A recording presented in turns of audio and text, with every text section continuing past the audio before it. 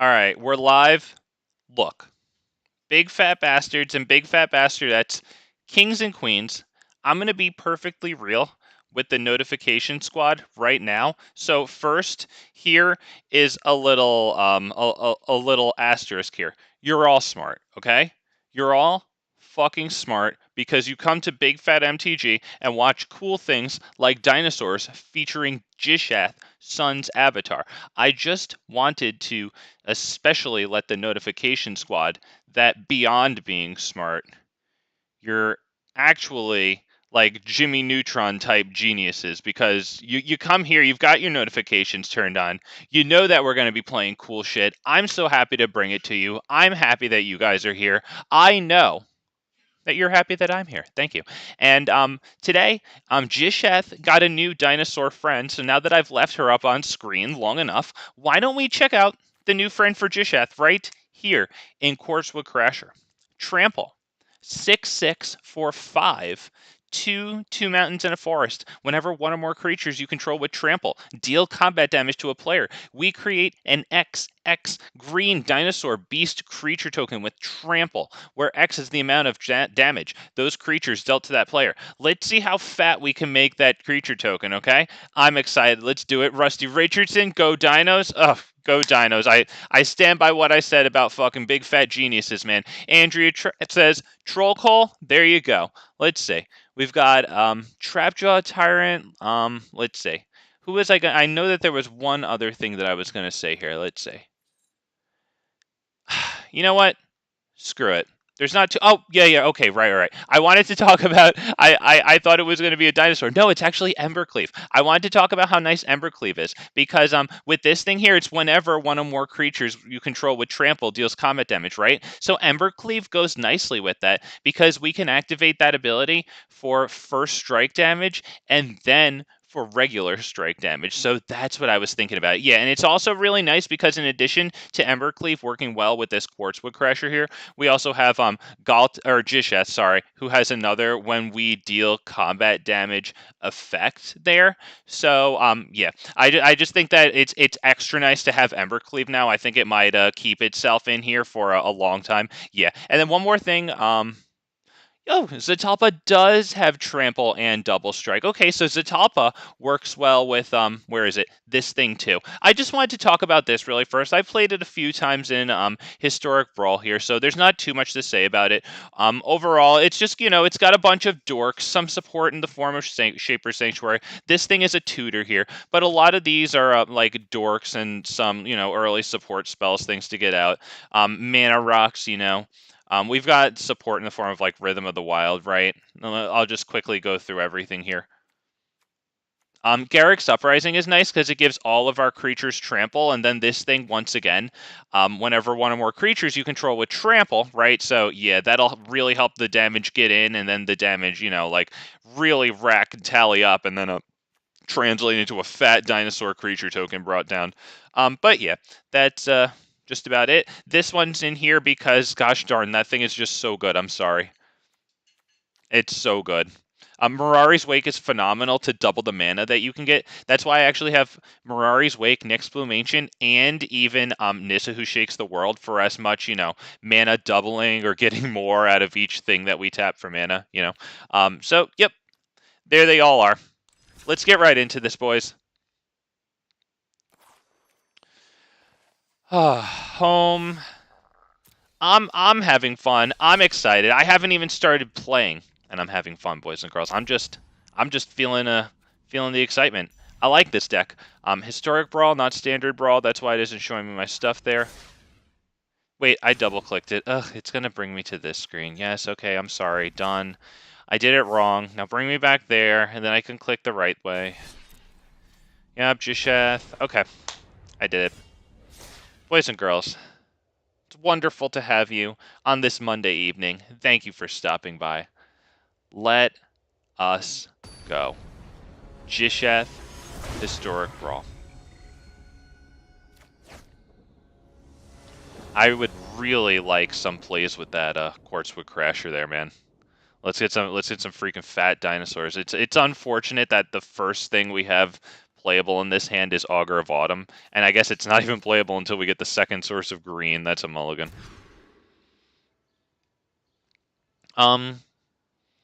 This might not be the worst. It's not super good. Up against black and white, whenever we cast a non-creature spell, is that what it is? It's actually partly under my under my text box. I might have to mulligan that. It's really not got too much going for it. Fine. Yeah, okay, fine. Fine. Keep 6. Get rid of the fat dude. Yeah, alright. Okay. The plan here is to somehow amass 6 mana before we do Skyclave Relic, bringing it in tapped. Or bringing it in kicked, sorry. So maybe next turn, instead of dropping Skyclave Relic, we use all of our mana, tap for Goreclaw. He'll get removed, so I wonder if that's the best play.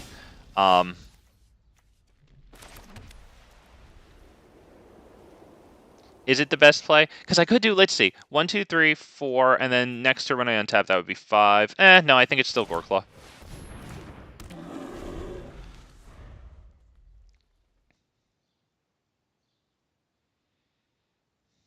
Now, we've got the Llanowar Loamspeaker here.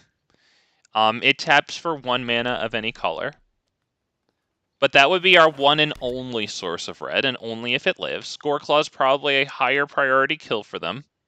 Little do they know we don't really have much payoff for it, unless we draw a source of red, and they're taking a good look at our creatures here. Okay, and they opt to play that. Alright. Wow, we drew Domri Anarchobolas to destroy one of their things. Which one do we kill? Probably the one with flying, right? A little easier to block that one. Yeah, that's what we'll do. Let's do it.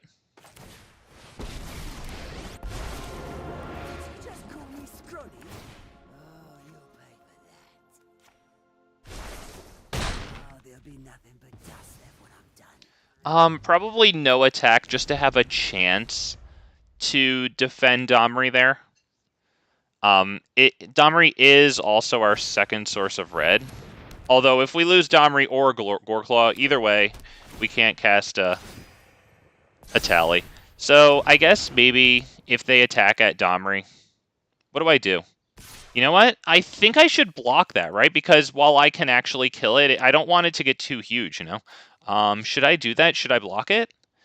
I think that maybe I should. I think I might.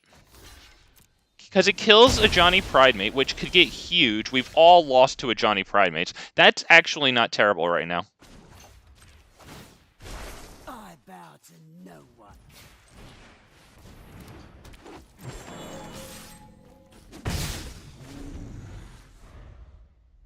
Okay, it is non-creature spell. We lose 2 life and they gain 2 life. Okay.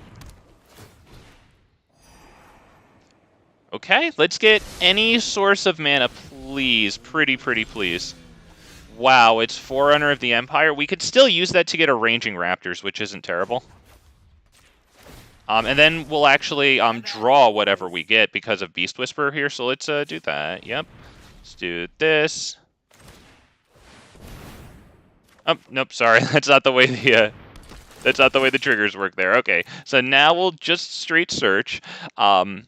That will be Raging Raptors. Right? I don't see anything too much better. I don't think this is better right now. I think we need the ranging to like actually freaking ramp because we're not really doing too much right now. It kind of stinks. Sort of been stagnant with the lands. Yeah, but we do get to swing for 5 damage there, which isn't terrible. I mean, and it's a pretty good wipe for them right now. We hope that we live. If we get the Raging Raptors down, that would we would get a red. That would be fantastic. So maybe please let that happen. We could play Raging Raptors and hold open Heroic Intervention, which would probably be the best bet, because with 4 things on the field at that point, I would feel even more nervous about a wipe.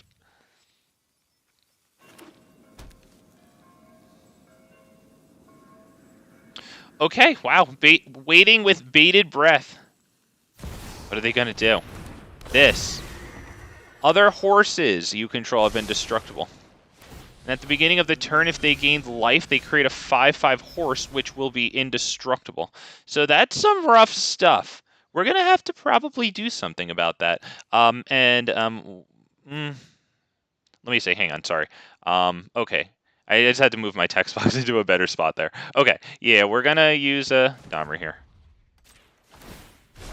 Plus, for it doesn't really matter, whatever. This. Get a nice card. Okay, another land to bring down. Very nice, very nice. Yep, take action. The whole purpose of getting it. Grab that red that we very desperately need on the field. Goodness gracious, man. Now we have 3, so I would say maybe, do we do this? No, I need to hold open Heroic Intervention. That's going to be a pass turn.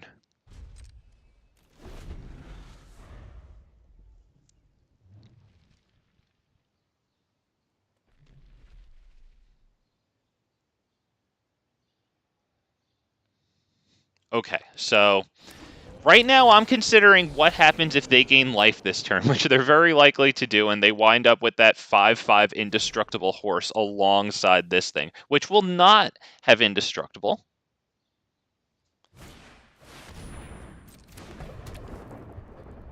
Alright, they got Bolus's Citadel down. Wow, okay, but it looks like we might not get attacked here.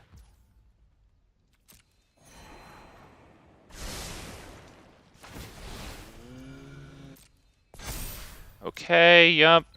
Okay, wow, it got to our... wow.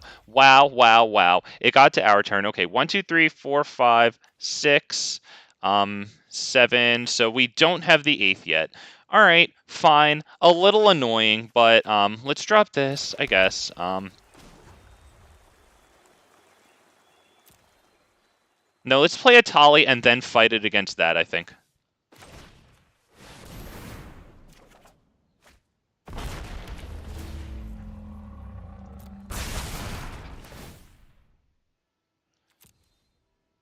Do I fight it against that? That's tough. I might want to fight it against this, because I don't want to lose a Tali.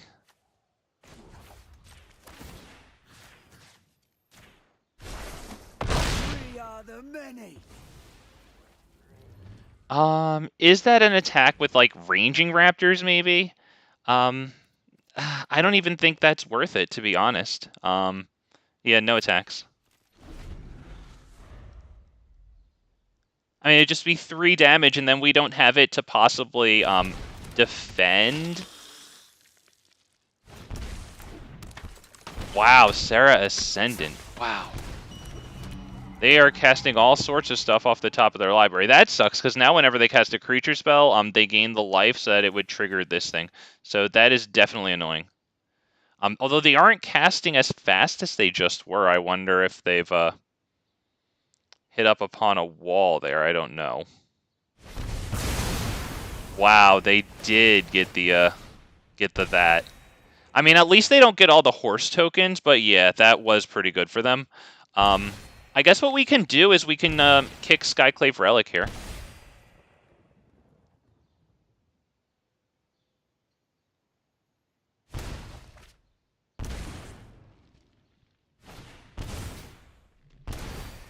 Wow. All right. This is they're doing a good job there. So wow. They might have got this. Wow. We really just stagnated too hard there, doing just about nothing.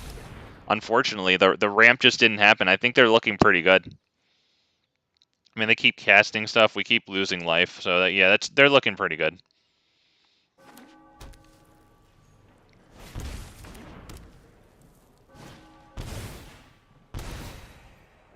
Wow.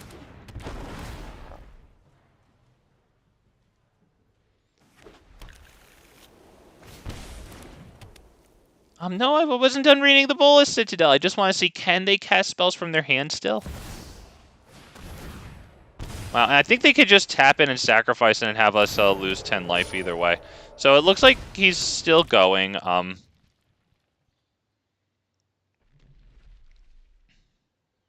Okay, Okay, well, you know, he's taking a little while here. So, I mean, we don't even have all... The only thing we could do, right, is use Domri for mana there, swing in with Gishath, and then let him just have us lose all of our life again. So that's probably about it.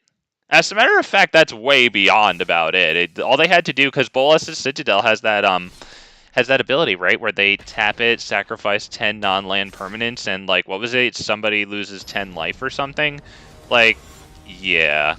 Okay, buddy. And, you know, good game to him, but yeah, we did not get it going there. That was way too clunky with the mana base. We were missing red for a while and stuff. Good game, though. Do I take this? We have Commune, which is kind of nice. Abrade is a decent thing to waste a turn of their commander off of. Maybe not. I don't think it's enough mana rocks. As a matter of fact, this one might have to go too. I think I can probably take this. Get rid of Runic Armasaur.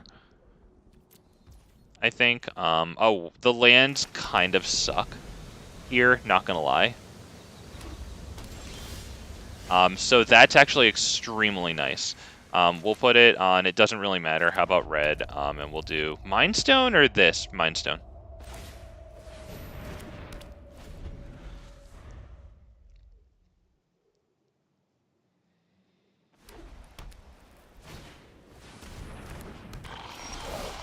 Okay, wow, another tapped land. That is a lot of tapped lands. I'd say we get this, pass turn, just kind of offer it up at the sacrificial altar there. It's not really discounting anything in our hand. And then next turn we'll be able to drop Oracle of Moldiah and then get, you know, hopefully lands off the top. Wow, they are loading up the field. Okay, damn.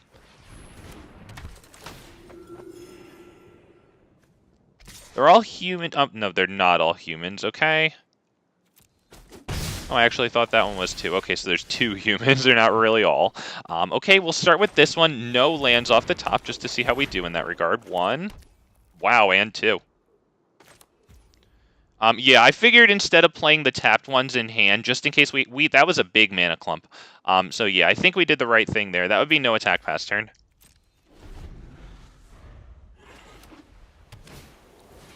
So next turn we will have the 5 mana here to cast Vanquisher's Banner if Oracle of Moldiah lives, and we very much would like it to live.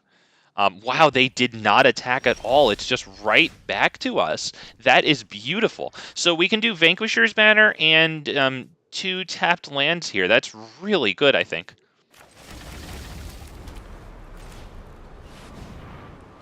Dinosaur. Yep. Wow, okay, no attacks. Holy goodness, man. That Oracle of Moldiah will just get you into so many freaking lands. Okay, so now they definitely won't attack. The good news is that we can smash Gishath at them. Just because, yeah, sure, they'll block it with a Death Toucher. Alright, yes, they will. But we'll have, like, the Great Henge down to help with that. As a matter of fact, let's see, if we do Galta right now, we might be able to get the Great Henge down if we luck out with having a land on the top, because we are going to draw a card now. So if we can get an untapped source of mana here, and we don't, but yeah, we would have been able to play that. So I think we will attack here, because we'll totally be able to play Gishath again. And I don't want them to just tap out and, like, kill it. I'd rather have them invest into killing it. And it has 8 power right now. So they'll have to invest if they don't want us to look on the top of our library. Yeah, they probably just noticed there that it has trample. Okay, so they opt to not even block it with that. So we will trample through a lot of damage. Hopefully we can get some nice stuff on the field. Maybe I would like Zatalpa, actually, because I expect board wipes from this dude. Something fat, dude. Shifting, not really the greatest there. It is something, but yeah, that would be end of turn. It gives a nice discount to the Great Henge here. That thing's going to get big.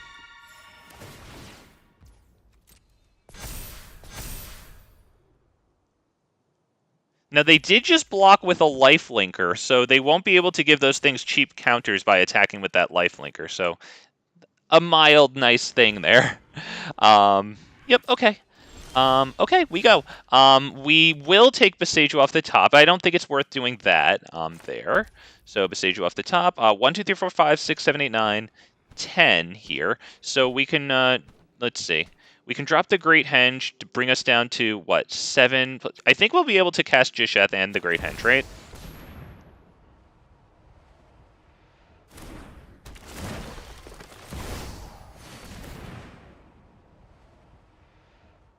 Yeah, so we're going to get two cards out of Gishath. It's going to be +2 bigger because the Vanquisher's Banner gives +1/+1 to all dinosaurs. This is giving it a +1/+1 counter, so that's very nice. And now we will attack with both of these.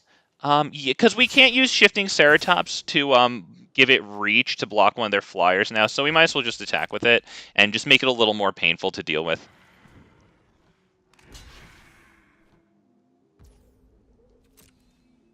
Okay, so we'll check the top 7 cards, and we'll bring down some dinosaurs. Zatapa would once again be the nicest one because it has Indestructible.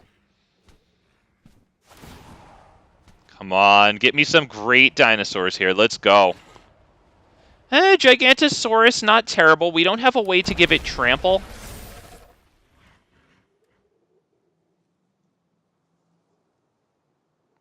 But it's got 11 power and they have 12 life. So, you know, they will have to think about how to deal with that. We've got a land here that will be in our hand at next turn, so we'll be able to drop at least 2 lands for Oracle. We'll save that off as long as possible.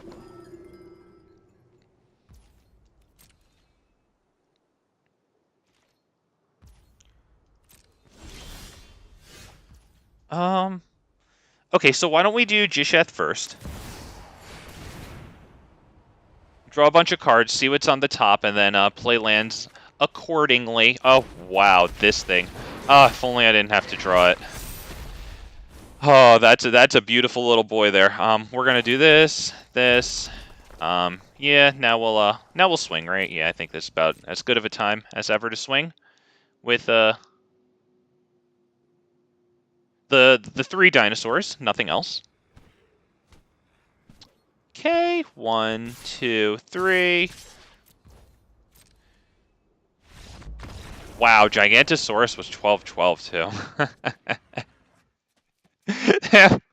All we had to do was just be relentless and not be afraid to smash Gishath into their Death Touchers.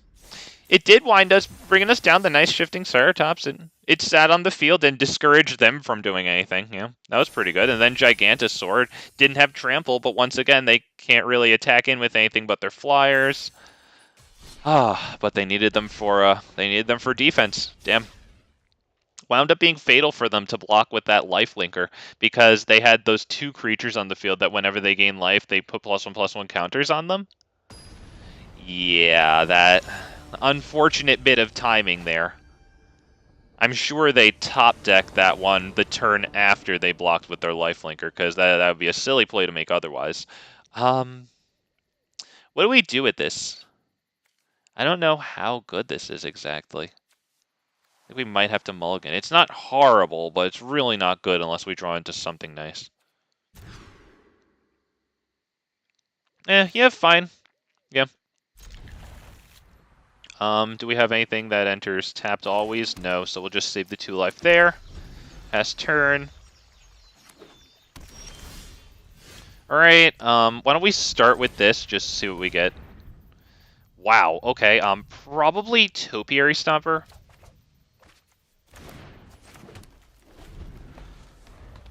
Help ramp us even more there and get a thing on the field. Okay, this time I will probably, yeah, we'll just do him. Or is it Cultivate? Because Cultivate does give us a bunch, you know. Maybe it's Cultivate. We'll get red and green. Do we get 2 reds or 1 red? Probably just 2 for now. Because we also have Topiary Stomper to go grab the green. I see a bunch of red mana symbols in the hand. That's why it allows us to maybe do 2 things with red in them.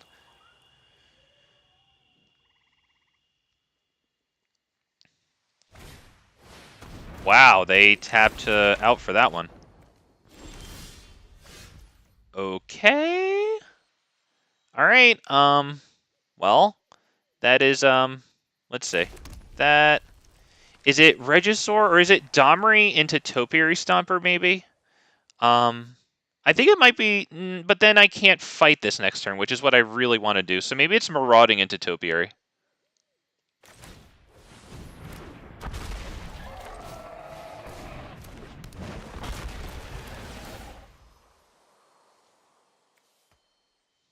Okay, grab that source of green. We're looking at a bunch of nice mana here. Pretty good. I would like them to destroy Marauding Raptor if they're going to throw a kill spell down on something, because if I can bring Domri Anarchobolas down and give +1/+0 to all creatures I control, then I could fight my Topiary Stomper against his 3/5 there and live.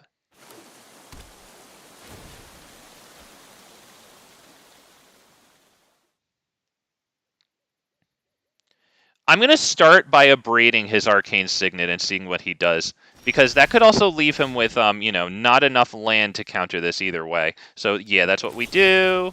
Abrade, destroy target artifact, boom. What are you going to do about it? So they can counter that and save their mana base, which seems like a very likely... Okay, yep, we fished out the negate. That was going to kill our Domri. Now we can use Domri to prevent them from countering our stuff. Sucks to suck, buddy. You play blue and black. Nobody cares. There you go. Bye-bye. You can bring him back to your command zone now. Wipe the tears away. There you go. Press the spacebar. It's the shiny orange button. There you go, buddy. I'm sorry that had to happen to you like that. Just kidding. Nobody cares. Absolutely nobody cares. I love Domri Anarchobolas, ladies and gentlemen. This little booger has a nice set of abilities on him. Very good stuff there. They don't like him at all. Nope. No, they don't. They want to be able to counter. Okay. We'll start out with this and then maybe into the Celestis. Although we could also do this and really force them to wipe. But I think whatever we play, I think they're looking to counter.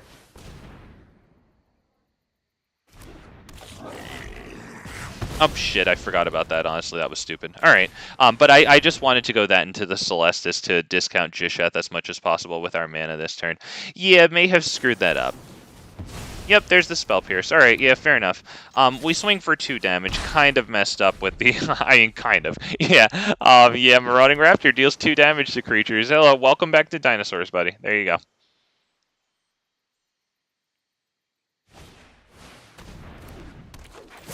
Okay, they do that. Nice. A land would really not be terrible, to be perfectly honest. Hint, hint, hint. We have 1, 2, 3, 4, 5, 6. We can do Regisaur Alpha into Galta. Let me just make sure I do 1, 2, 3, 4.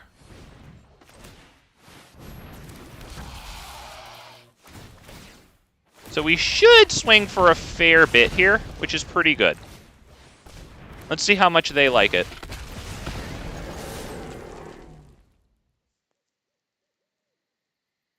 So he basically has to block Marauding Raptor and take 15.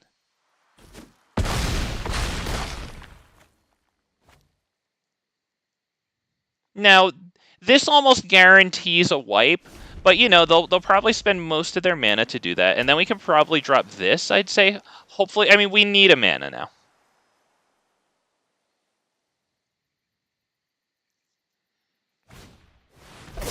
River's Rebuke. Not terrible, but we do have, I think Signet into Regisaur Alpha is probably best, although yeah, Signet into Regisaur Alpha.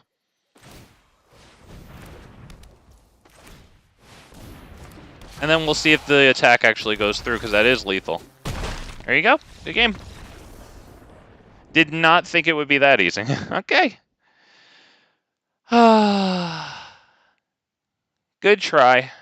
Terradym your opponent. But I don't know, man. I don't know. Damn, I think we really got him when we managed to resolve Domri Anarchobolas and then fight his commander. So honestly, the play of that game was fishing out the negate counterspell with Abrade so that we could then go Domri his commander, or Domri fight it. Oh, yes.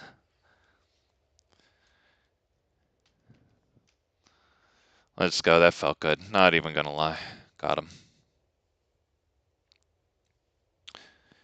Oh, Rusty Richardson says boom. Yes, sir. Yes, they did. As Legend VD would say, our opponent exploded. And on to the next one we go. Boom.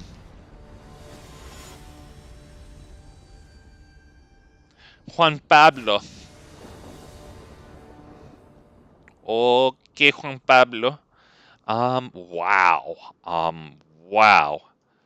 They go first, though.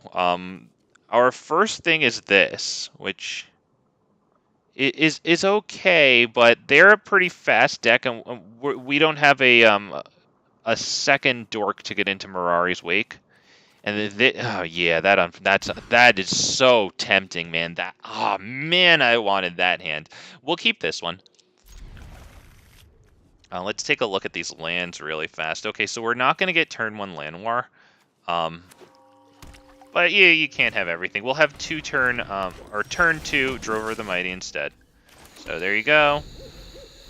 This enters tapped unless we control a mountain or a plains.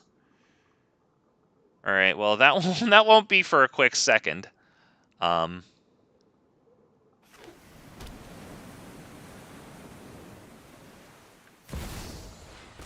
Okay, they get that thing out. Very annoying. They get the swing for 1, I assume? They don't even do that, so maybe they're holding it open for some sort of a retort.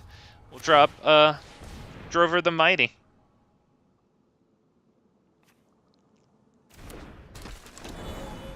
Okay, now, it is very unfortunate that,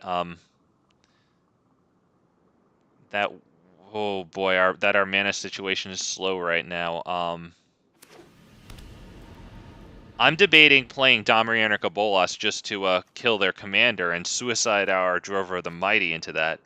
But I don't know, then that takes away a source of mana from me, and I'm really pressed for it. It's just, with our land entering tap, this one's about to enter tap too.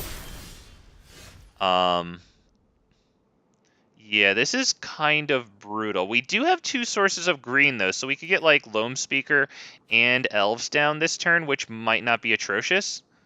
Because Domri just dies if we play it. Yeah, I think that's both of the Elves, the dorks there. No attacks. Wow. Okay. But what is it now? We have 1, 2, 3, 4, 5, 6 capacity for mana, so we could do 5 of that for Nissa, and then untap. We don't even have a forest to untap, so when we untap, we'd only have 2. We wouldn't be able to play Domri. That stinks.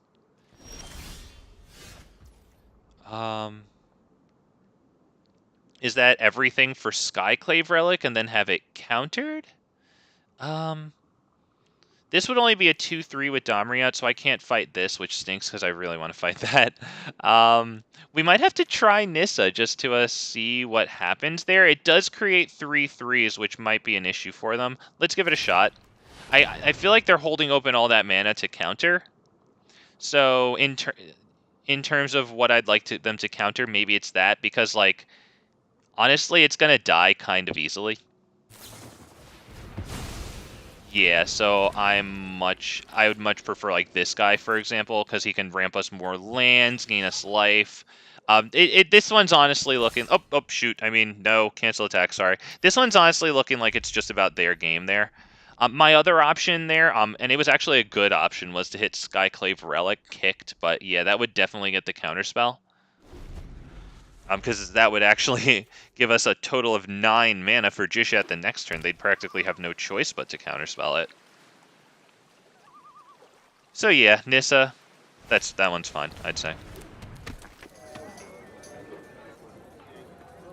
Okay, dorks for a mana of any color, but only for a creature spell. Wow, they are ramping up for a fat creature spell. Maybe they don't have one yet in hand? I think I want to go Skyclave Relic kicked here.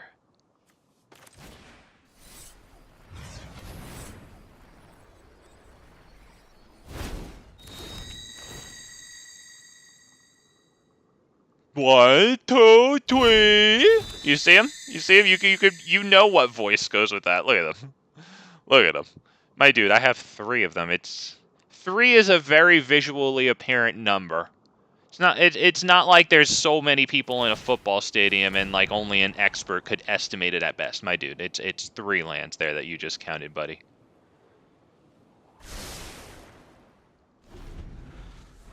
Got more fingers on one hand than that.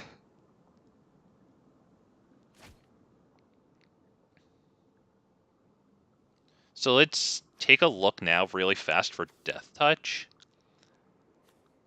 Okay.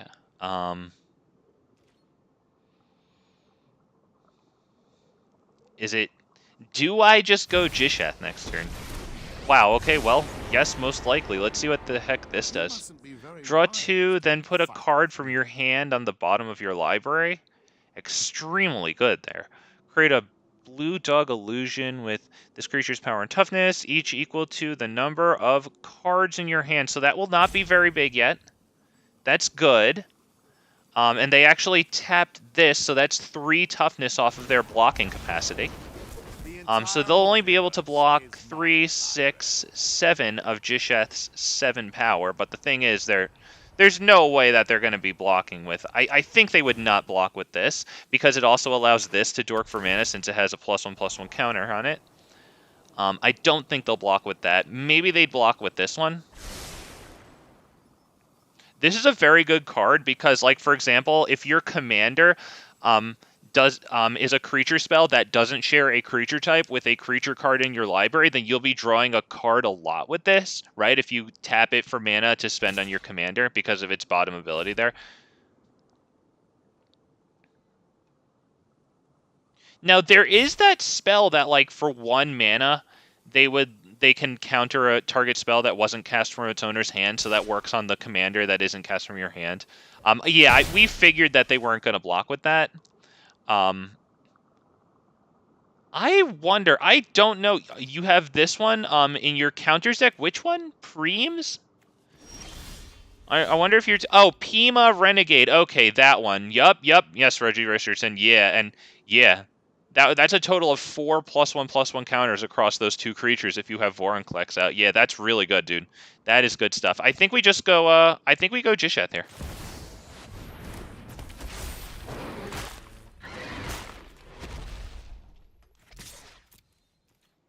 And we hope for some fat dinos there. We'll see if they even block it. Does it just get returned to hand? That would suck. They're looking at it, but they didn't respond yet. They must have been anticipating it. Oh, okay. Alright, you know what? We have it on the freaking field. It dealt some damage. They're not really using their commander yet to, like, look at top 5 cards, blah, blah, blah, blah, blah. So they turned that into that. We can still use Domri to fight it against one of their creatures so that it dies.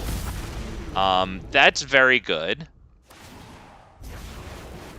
To control, one must No. This creates a lot of... Oh, that gets them cards in hand. Oh boy, yeah, that's not good. They might have this one. It kind of sucks that we didn't get any dinos there. Very few dinos would be able to handle this. Zakama would be one of them. But yeah, all I have right now is like... I could draw Nyx Bloom Ancient and do alright, I guess. But beyond that, this is going to be a tough one here. What do we do? I mean, I could do Silverback Elder and then cast another creature spell to destroy target artifact and enchantment. That's probably the best thing to do here, right? Can I do Domri after that, though? Because that's what I really need to do. Let's start with Silverback Elder.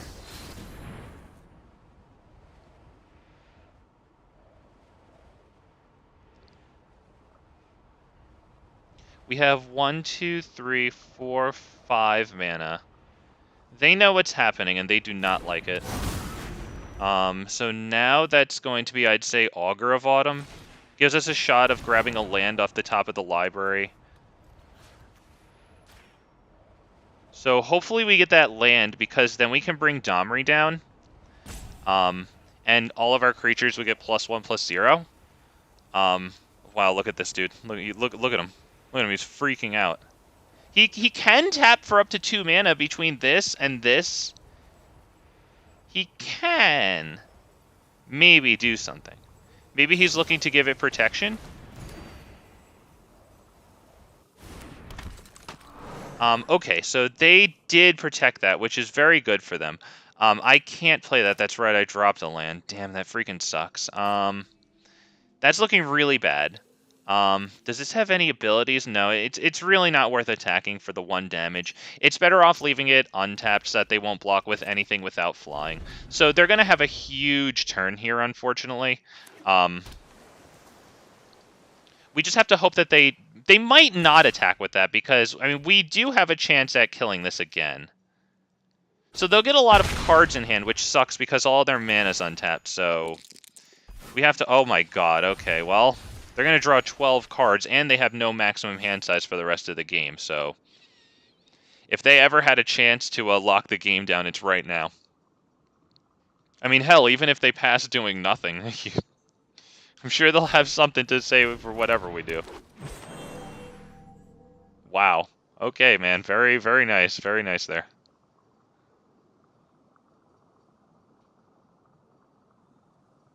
Now, what is this -10? Exchange your hand and library. Jesus. Although, is that a good trade now that they have this thing out? I guess it is, right? It's still 70 in library. Oh my god. Yeah, we'll bring him in hand. I think that's just about it. Good game. We have 4 lands. Damn, he got his River's Rebuke. Surprised it took him that long, although I guess he has so many cards in hand. Maybe it took him a moment to even see it when they're, like, so narrow, just freaking smushed in there. Good game. That was pretty cool. That was a pretty cool one. I like that. Good game, man. Oh, man. Damn, that heroic intervention on his enchantment there did it for him. Bought him the turn to attack with that dragon. Wow. Ugh. Yeah, and I think I did a nice thing there with the Silverback Elder and then destroying it, but yep. He had the answer to that nice thing, so good game.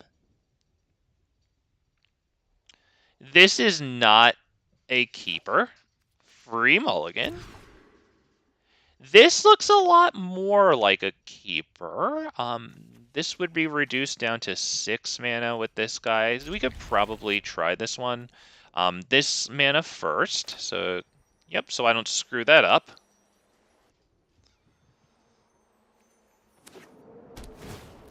Okay, they called that. Alright. This enters tapped unless we control a mountain. I had a guy kill himself with that dragon. Oh, because you had shield. Yeah, oh. That's epic, man. I love it. Love it. That's hilarious. I'm shocked that he would attack. Oh, wow. That's really ballsy of him. Good game. Whenever a creature you control dies, scry 1. And he's got Rada Drobic. He's probably running tons of legends, right? Because Rada Drobic makes copies of legendary things when they die. Except those tokens aren't legendary, and they're 2/2 black zombies, in addition to their other colors and types. Wow, this dude here is debating even doing anything. That means it's, we're gonna have 1, 2, 3, 4 mana. We could do Chromatic Lantern, and then we might as well try to get this guy down. He'll probably just eat a kill spell, but that's a kill spell that, I mean, I do have Guardian Project. Because I do feel like they're just gonna kill my stuff, so... Maybe we try Chromatic Lantern into this guy. I'd like to get a card out of him, actually. Guardian Project. Okay, please don't kill my enchantments. You do have white, so that's pretty easy for you. Yeah, but I did Guardian Project before playing the this guy because yeah, I'd like to get a card out of him if they're just gonna be like killing my stuff, you know. Yeah. So that is what? That is Chromatic Lantern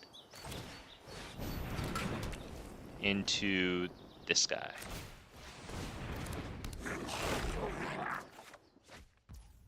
Yeah, sure. That guy too. Get another card. So another kill spell that they have to take away from doing what they want to do. I think that's definitely drop Rhythm of the Wild before a tally, because we do not, let's bring up a tally, beautiful, gorgeous Atali. What a looker. And we do not want a tally sitting around against the black and white deck. Reveal a dinosaur card, decline. Yeah, we want a tally to be a surprise. 1, 2, 3, 4, 1, 2, 3, 4, 5, or 1, 2, 3, 4, 5, 6. So this, yep, yes, please, thank you. I guess I didn't have to do that right, because they both just tap for all now that we have, yeah. So, Rhythm of the Wild.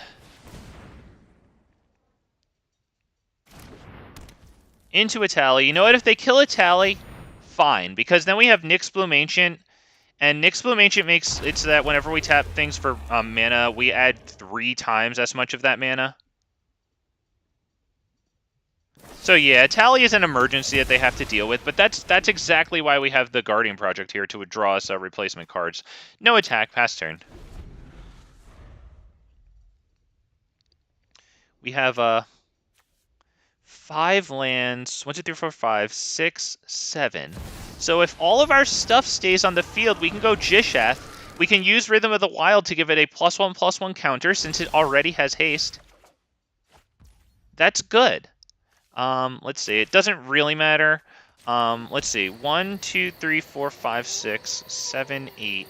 So we could cast this for 6, and then we could spend the rest of it on Galta. We could give them both haste and swing in. I kind of like Gishath a little better, though. +1/+1 counter. It already has haste. Nice card. And swing. And they'll surely block with at least this. That too.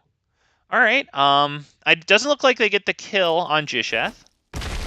But we don't swing in for too much damage there.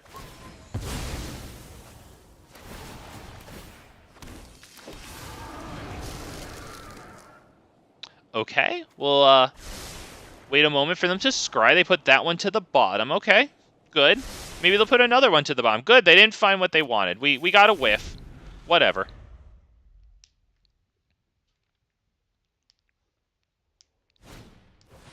Coldsteel Heart. Okay, so they're very mana screwed, unfortunately. Poor guy's doing what he can. Fedora off to him. This is probably frustrating for the poor dude. Yep, we will reveal Galta.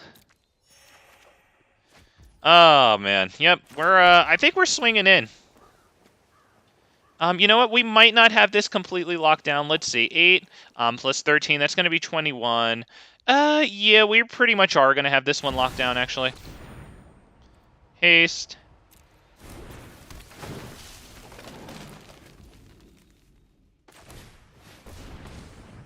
Haste. Or, yeah, haste, sorry.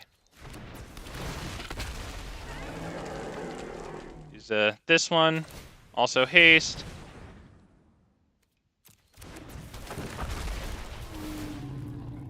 Get that land right fast. Oh, yes, please. Yes, please. Give me my card, damn it. Yep. Next was Savage Stomp on Radadrobic. Wait, what is Radadrobic's ward? Okay, it's only ward 2. Okay. Oh, yes. Yes. Gosh, love those fat creatures. We did not experience nearly as much removal. I guess they had a handful of stuff that they didn't have the mana for, unfortunately. A bit frustrating there for the poor dude. But I already gave him his recognition there, so ha, we beat you. There you go. Good for us.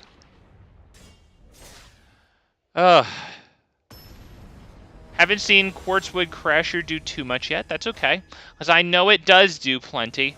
I've lost to it. Maybe you have too. Yeah, that's probably a no.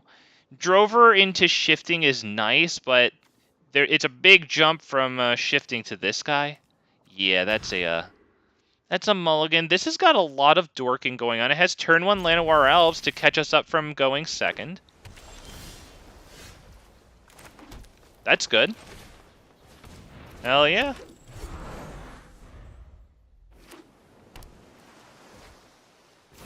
Okay, they foretell what's not necessarily Doomscar, but it could be. I kind of like the Sunwing. So I feel like it's something that might attract a kill spell. I don't want to load up on Dork so that I eat like a meat hook, which I guess they don't have any black now. I'm pretty surprising that they don't have any black. That kind of sucks. Alright, they actually exiled the Dork. I mean, I guess that makes sense. Okay, so we'll drop this, untapped. Let's swing for 3. We'll drop this thing. There you go, pass turn. So that's mana 4. Next turn, we will not have enough for Carnage Tyrant. Yeah, this poor guy's mana screwed, so why don't you just sit there and eat your heart out as I drop my Arcane Signet. Yep, definitely something to not counter. But I think Carnage Tyrant comes next, and they ain't countering that. But, you know, they're... Okay, they're drawing. They're really looking for that black mana. Poor dude needs his black mana. Not exactly pulling for him. I just recognize that his life sucks right now. Poor guy.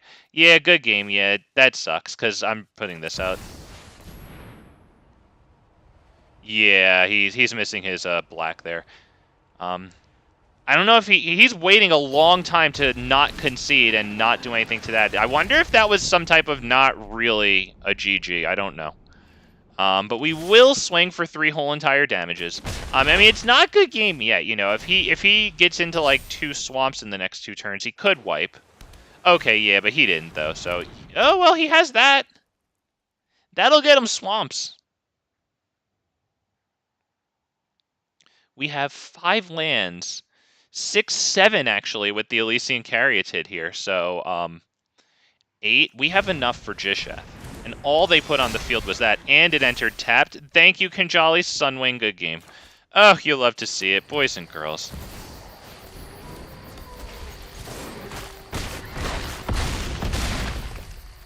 Poor guy. That really sucks. Dude got nothing but freaking islands. And I mean, he did get this. Too little, too late. Poor guy running blue-black there. That does suck for the poor dude. That's a pretty cool commander, too. That's the one that, like, makes all the midnight clocks. I feel like every time I face that commander, like, they also get the midnight card clock down.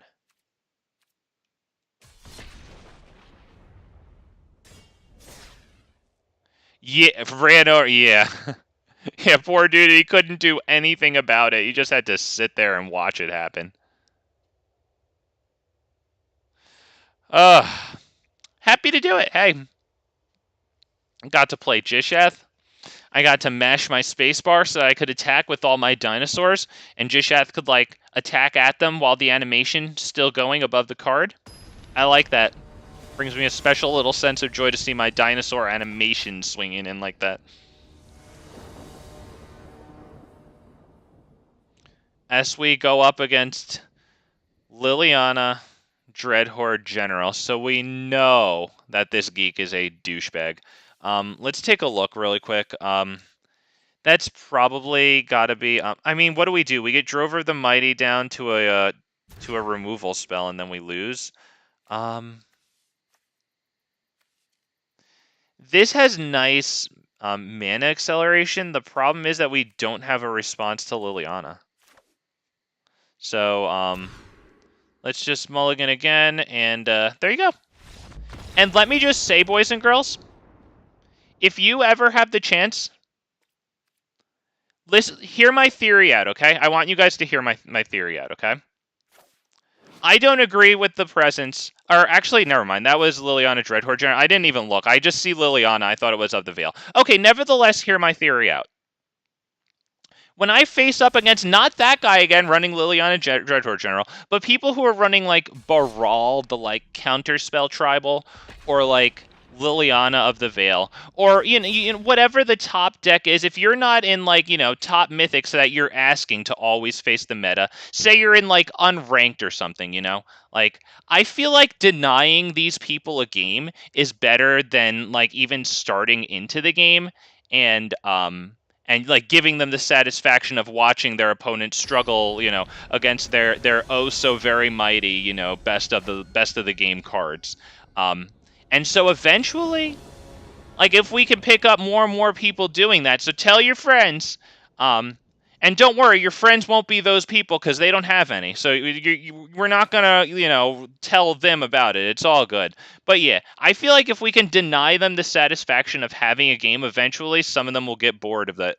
Maybe go away. If you just see them and concede, or if you have the time, concede them and rope, just like go switch out to YouTube. Gotta fight fire with fire, man. I'm a firm believer in that. We will keep the 7 here. So yes, thank you for coming to my TED Talk. Deny them the satisfaction.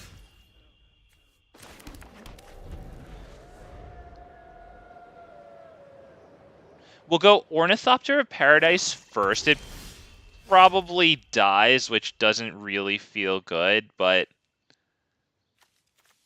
I mean, I'd rather it eat the kill spell for this thing here, so Plains, Ornithopter, pass.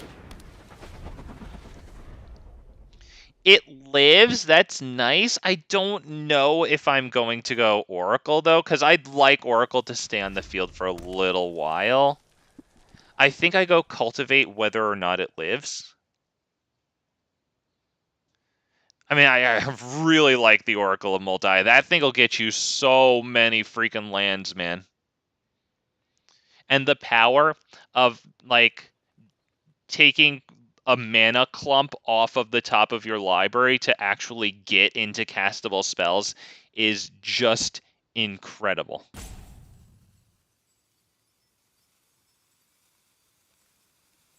I like this dude's avatar, making it easier to wait on him, but it's all good. I think he's got some sort of decision on his mind. This is kind of a weird place to do nothing.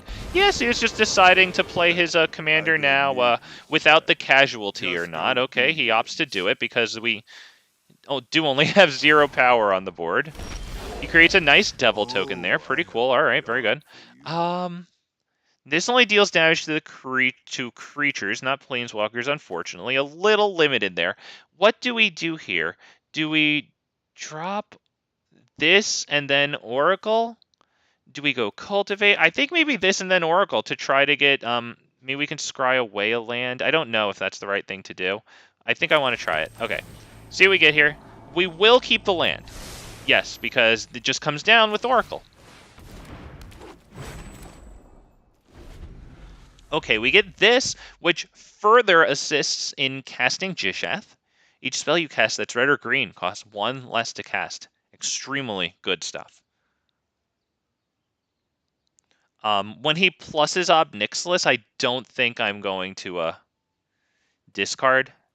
I'd rather run him out of kill spells from his hand than kill my own cards that way. I would pay 2 life for that. Yep, decline. Go ahead. Plead for mercy. I mean, it's easy to do that now. The pain comes later. Fire started? No? Alright, he puts a loyalty counter on each red planeswalker he's controlled. Some nice values out of that one. I really like that ability on that planeswalker.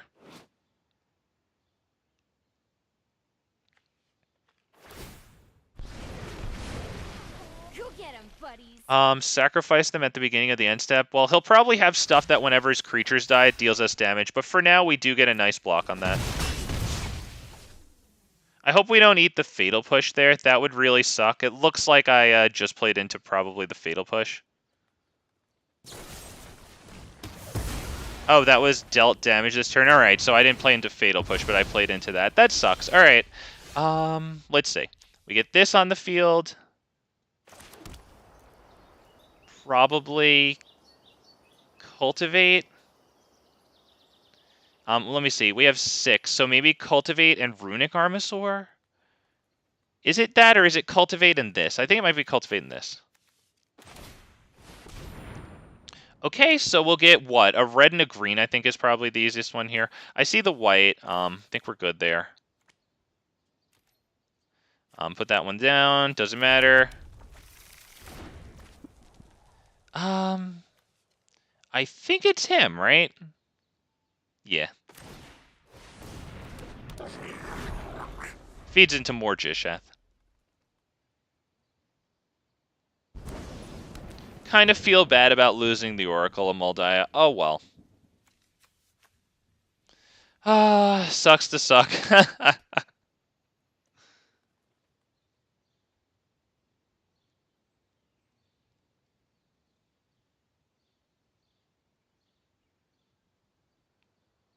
Move my text box. It's actually blocking some of my lands here.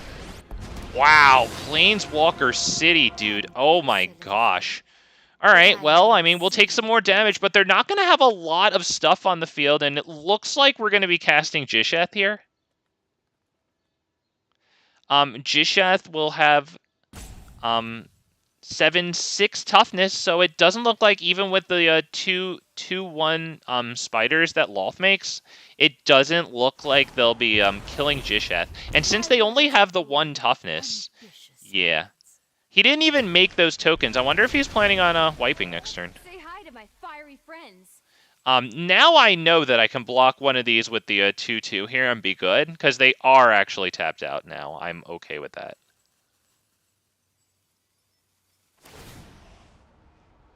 We'll decline that. Your punishment is my Sucks, but whatever. We'll block 1. We'll take 2 damage.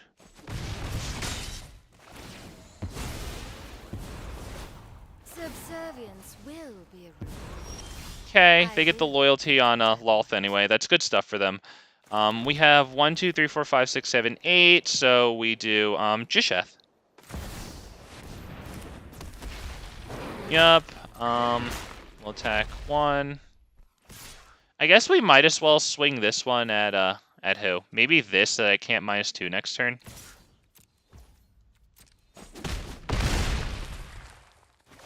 Let's hope we get something nice here. Trapjaw isn't terrible. I can hold Abrade, actually, to deal the 3 damage to Trapjaw Tyrant to exile whatever creature they might bring down, if that's something necessary to happen. I could even use that if they wipe the board. I could have Trapjaw Tyrant exile Gishath, and then when Trapjaw Tyrant is destroyed in the board wipe, Gishath would just come back by itself on the field.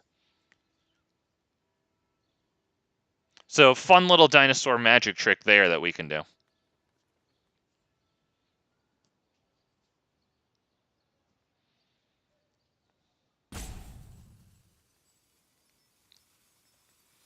Okay.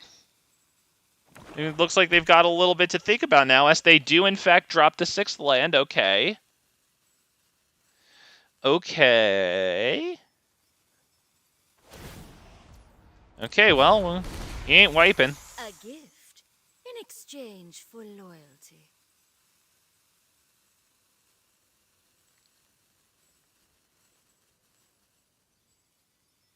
Jesus, wow, he is, I think things are tough over there.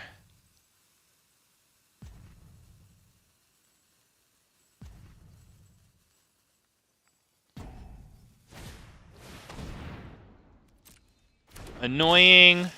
He'll have us sacrifice. I would assume he sacrifices one of his creatures, and we'll have to sacrifice a creature. Which one do we sacrifice? Probably Ornithopter. By coin or carnage, tribute is owed.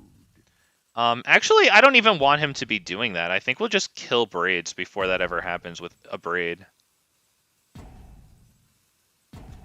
Wow, we have this dude freaking worried. Holy crap, man. Oh, they're so cute.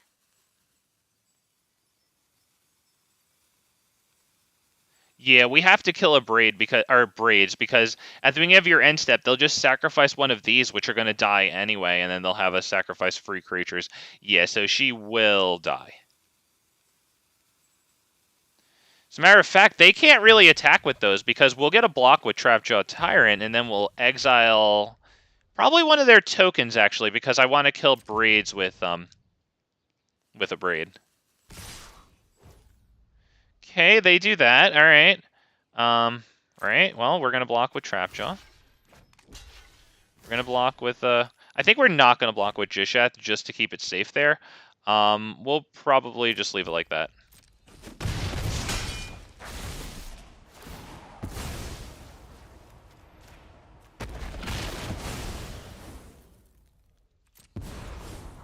Aren't I generous?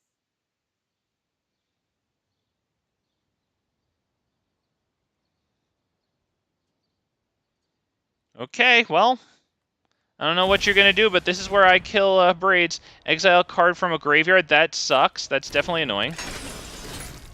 I still have to kill Braids, though.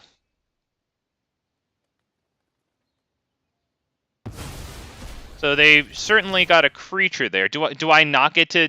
Really? I didn't get priority in their freaking main phase before this shit? Really?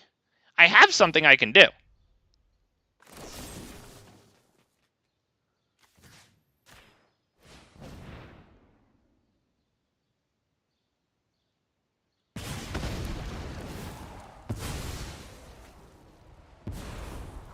Do what I demand.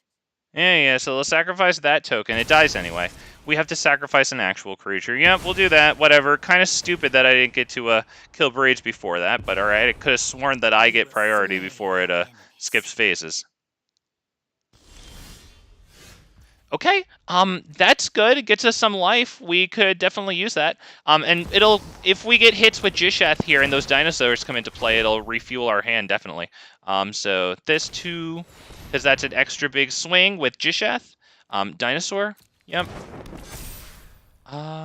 Okay, and we swing with this at them, and Trapjaw Tyrant will definitely attack, who? Lolth? Yeah, I kind of like Lolth.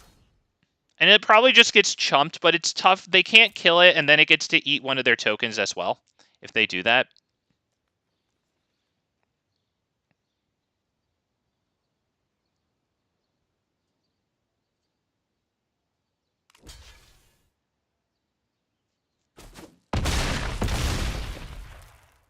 So I think we'll just eat this token here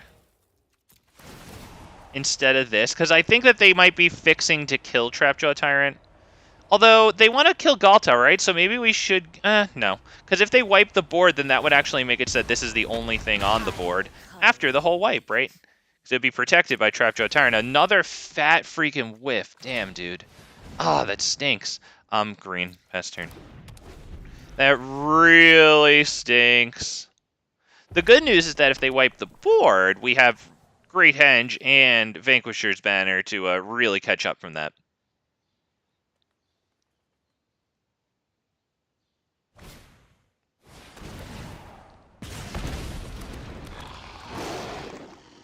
All right, well.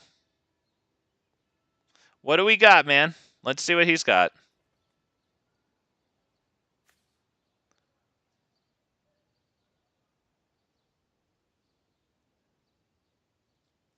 They can't -8 Lolth yet. I know that's what they want to do. Jesus, we,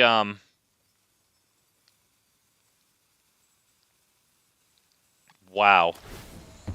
We have lethal, but... My empire crumbles. Go sow some chaos. Flimsy, and we don't have it now. My power is for annihilation. Okay, they can't cast this, right? It costs 5 right now. They have 3 mana untapped. Although I think they could use this to pay 2 life for one of the red mana. So they have a lot to block Gishath now. I'm sure they'll only attack with those.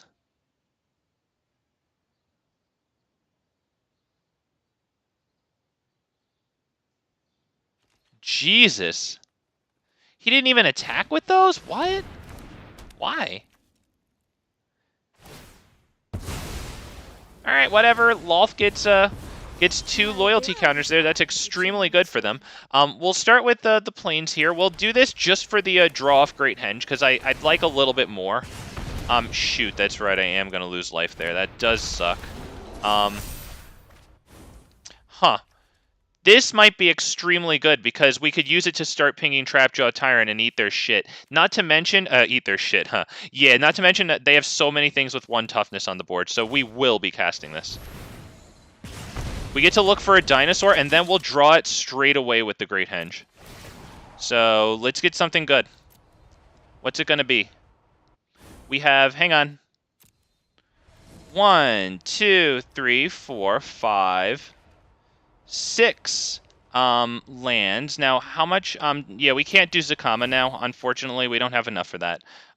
So let's think more along the lines of, is it Regisaur Alpha there? It could be Regisaur Alpha because it eats up their whole board, actually. Yeah, I think that's going to be, right? Hang on, sorry, it's taking a moment. Yeah, Regisaur Alpha swings in for victory. Okay, we got it.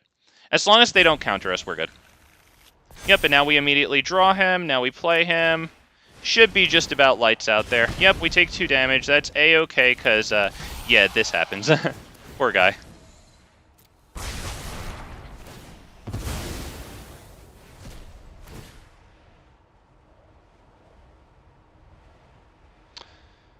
There you go. There, you can cope. Bye-bye. Oh man, that's a lot of loyalty on Lolth. They're gonna be able to ult her. Oh shit. Oh man. Nope, decline. There you go. Good game, folks. Oh, what a draw with the Forerunner there. God, like, so... everything but one thing there had 1 toughness. Oh, God. Yes! Boys and girls. Nice showing from Trapjaw Tyrant there. Getting some cute little snipes on their tokens. Good job, Trapjaw.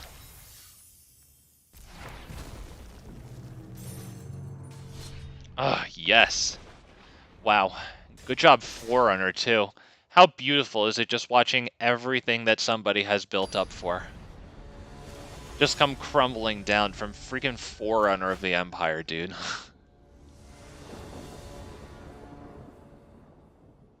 Esper Control playing Go Shintai of Life's Origin. I think this is a mulligan. This is a little better. The only problem is I'm going to try it. So we have this first. They say hello. Hello. Okay, we got that. We got this. Very good. They got a nice Triome there. I would very much like to, of course, resolve Domri.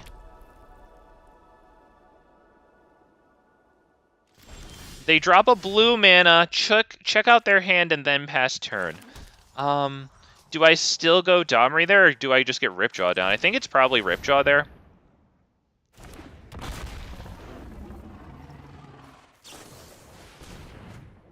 Ripjaw. One of my favorite dinosaurs. This boy is great. Just the simplicity. You know? Whenever he's dealt damage, draw a card. Great synergy with Marauding Raptor, who, whenever a creature enters the battlefield under our control, it deals 2 damage to it, blah, blah. And it can actually survive 2 of its 2 damage pings, because it has got the 5 toughness, blah, blah. We're gonna get... I love how Ripjaw Raptor and Domri fight and kill stuff. I just love it. Nothing like a bit of violence now and then. We are the many. I'm actually not even gonna attack because that's how much I want Domri on the field. We get our card out of Gosh, I love Ripjaw Raptor, man.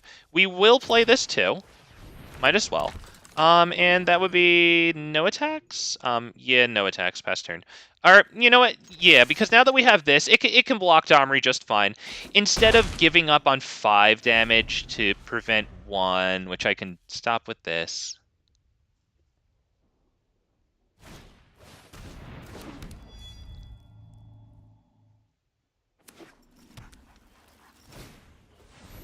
I don't want to block with this, though, because it tutors, so they actually didn't force me to block, which is extremely nice. Yeah, we'll reveal Gigantosaurus because it's less of a problem for them than a Tally. I think a Tally is a bit of a problem. So that is probably a Tally over Gigantosaurus. Yep. Plus... We won't answer to other guilds. Yeah, whatever. You can just dork that thing. Guess it has to anyway. And yeah, we attack with, Ripjaw, I think, and not... Yeah, just Ripjaw. Nice set of 5 more damage. My boy's done 10 damage here. Very nice for him. So coming up, let's see. 1, 2, 3, 4, 5, 6, 7, 8. So we could cast Gishath, if that's the right thing to do. It looks like it probably will be. They've got 1 land open, so we shouldn't have anything too wild happening. They get a lot of spirit tokens, though. We reveal that, yeah. Okay, so, I guess we'll, bring out Gishath? Were you doing something? I mean, they only have a combined 6 power on the field, so they'll have to block with everything to kill it. And then we'd still get, yeah, we would still get the Ripjaw and the Tally, if they invested everything into killing Gishath there. So, yeah.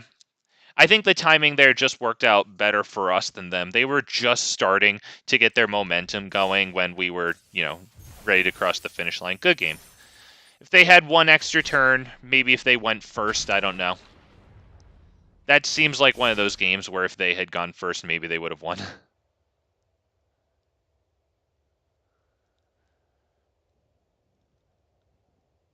Man, I want to get something nice going on with Embercleave. I want to get something nice with the Quartzwood Crasher, that whenever our dinosaurs would trample, or any creature would trample, sorry, deals combat damage to a player, we put in a XX Dinosaur Beast creature token, also with trample, where X is the amount of damage dealt to that player.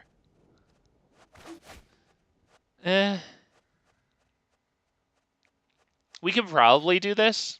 We do have Llanowar into a Augur. We don't have too much more than that.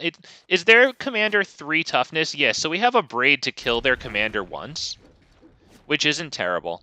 We got the turn 1 Llanowar Elf to catch up a little bit from going first.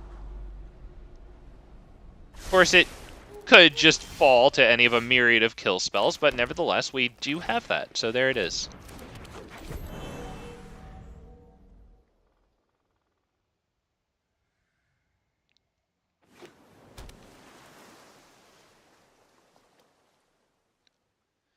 Wow, okay. Okay, they Brazen Borrow it back to hand. There you go. So we drop this one. And Llanowar pass, once again. There you go. They delay us by a turn. Nice. Very good. Brazen Borrower. Good card. Palladium Myrrh. Cool. Well, we'll start with Augur of Autumn. Is it Augur of Autumn to look? Yeah, I think it's Augur of Autumn. Take a look. We get that. Okay, great. Very good. Augur of Autumn pays off immediately. We like that. Regisaur Alpha on the top of the library, not bad, but, you know, I would actually like to go Mirari's Wake next turn, so we're hoping that they cast their commander. Okay, but actually, now that I think about it, yeah, they'll have 3 mana now, so that in no way guarantees I resolve. As a matter of fact, do we hit a Braid on this thing right now? Let's see, we have 1, 2, 3, 4. I could drop... Do I play Beast Whisperer? I don't know if I need to get this one. Yeah, if it would add me, let's go. How you doing? Good evening. I love it. We're going to drop that one to get around Jawari Disruption. I think I want to try Ripjaw Raptor here because I want Beast Whisperer to resolve. I want Mirari's Wake, of course, to resolve. I think Ripjaw Raptor is the one I am most willing to part with. It's also something that they probably want to deal with, and they do. There you go. That's what would have happened to Beast Whisperer if it wasn't just straight countered. No attacks there past turn. Lul JK, what's up? I'm having a great time. Gishath Commander is what's up. Oh man, I added the thing from the thumbnail today.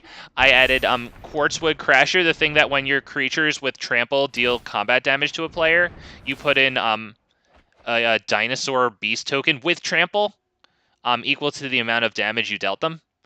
So I have that in there, and it goes really nicely with Embercleave, as does Gishath, because they both are twice as good with double strike. I'm having a good time. Happy to have you. Thank you for stopping by.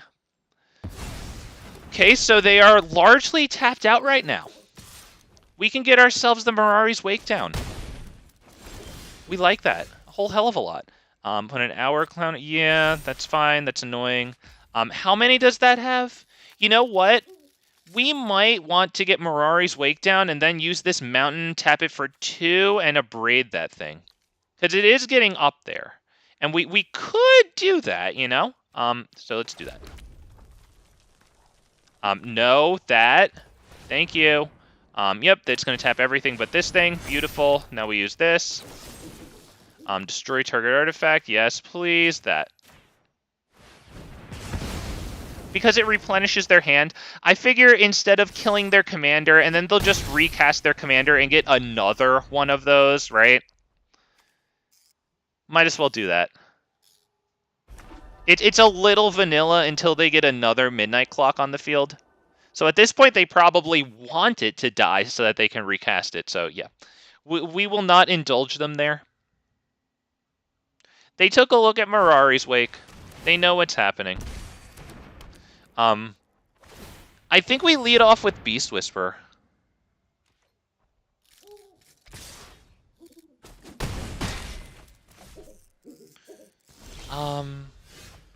Do we? Ooh, this is pretty good. Why don't we start with Beast Whisperer and see what happens, though, before we play that?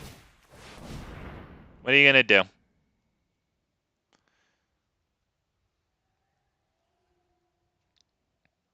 What are we doing, buddy? Now, this also dictates whether or not we, well, actually, no. I think either way we have to pay the 2 life for this, because both of these lands enter, tapped. Mirari's Wake only doubles the amount of mana that we get from land. So right now we only have 2, 4, 6, plus 1 from Llanowar Elves. So that's, yeah, not enough for that. Therefore, we will have to pay the 2 life there. Wow, look at how much that Geek didn't like that. Wow. So happy to see that. Geek not liking that. We will pay the 2 life. We will go Gishath. They will most likely counter it. That's fine. We get the card out of Beast Whisper because we casted the creature spell. That's all we need to do. Go ahead, Geek. I don't care. Wow, we actually resolve it. Okay, maybe they're fixing for a wipe there. We will attack with everything, just about. I'm just hoping that Gishath brings me down some nice dinosaur blocker friends. Yeah, I guess we will play them both, yeah. I mean, they could still just wipe, but that is 2 blockers that they have to deal with if they want to get in any damage. And they didn't even block with this, and I know that they want to block with that. I mean, hell, look, they have when enchanted permanent dies or is put into exile, return it under your control. They just want that thing to die. I'm shocked they attacked with it, actually, last time. You'd think they'd want it as a blocker. I mean, they obviously do. They did this. Okay, my dude's being very particular about his mana. Okay, what do we got? He's playing the same avatar as we are. Tip of the fedora. Cool. Blood on the snow. Yep, there you go. But it doesn't wipe out the Mirari's Wake, so we will recover. We'll just wait a moment. It's asking both of us what to do with our commanders. There we go. And theirs gets to come back to the field, create another Midnight Clock. Very nice. But we will be getting our swing in with Gishath, so that is good. They have how much toughness on the field? 5, 6. So we will swing in with, like, 2 of Gishath's power, roughly. What are we going to do here? Start with this. No. Well, hang on. 1, 2, 3, and then we do this. I can't do Skyclave Relic kicked into this, unfortunately. I think I just have to do this. And yeah, now we'll attack. This can only block creatures with flying. Just forgot about that. So they'll probably block with... Wow, they didn't even block with Commander. Wow. All right, well. Oh, yes, there it is. Freaking Zatapa. That's the one we wanted. Indestructible Zatapa. Oh, yes. We should just get rid of this. It doesn't really... Does it really matter?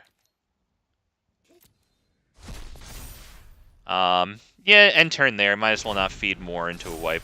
I guess it did matter. Maybe did they have any creatures in here? I should have taken creatures. Okay, because Deathgorge Scavenger gains us 2 life when we remove a creature, and it gets +1/+1 if we remove a non-creature from that graveyard. But yeah, we have Zatapa here with Indestructible, so we're feeling good.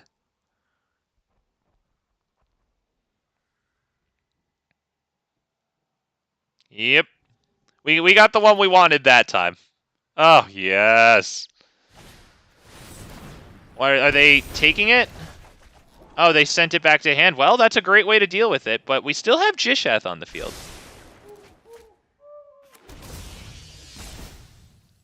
We have Mirari's Wake doubling our mana. So let's see. 1, 2, 3, 4, 5, 6, 7.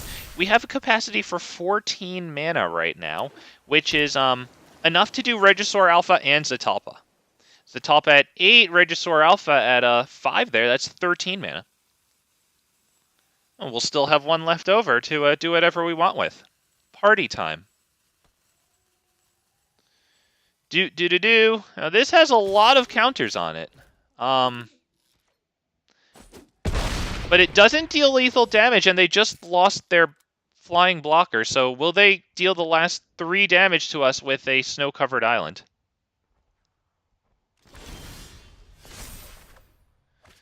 All right, well, poor guy. Here we go.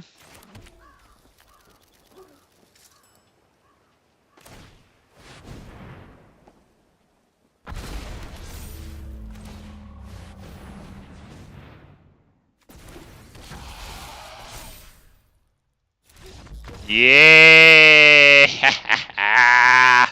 Yeah, that's right. Oh, God. I love that big, hungry, flying duck. Oh, yes. Yes, with haste. Plus all the rest of those things. Yes. Oh, feels good. Oh, that feels good. Yes. Ah. Not gonna lie. When he casted that blue spell and targeted Zatapa and the other one, I thought he was gonna take Zatapa, and that would have been devastating. Fortunately, he just sent it back to hand, and we still had the Mirari's Wake, so, that victory? I think a lot of that victory was the Mirari's Wake. Gosh, that card is so strong. And I'm really happy that they didn't be their typical scumbag selves and like release it as a mythic rare just so that they could sell it as a mythic rare in Arena, even though it was, you know, printed like a decade before mythic rarity existed.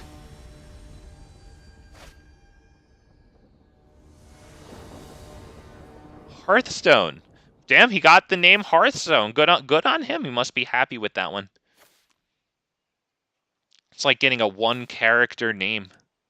It's a good name. I think I have to mulligan this one, though. Wow. Shoot. Not even a source of green to get into that guy, unfortunately. Otherwise, it would be nice with the Mind Stone there. But yeah, that's another mulligan as we start to sweat. But this isn't terrible. We have Marauding Raptor into Goreclaw. Keep 6. Probably get rid of Carnage Tyrant. It's a little far out, but actually if we can keep these 2, it's not terrible, or even one of them. I might just drop Thrashing Brontodon, although, I don't know, we're up against the artifact people. Only because we're up against the artifacts. What if they get a Paradox Engine out early? Then what am I supposed to do?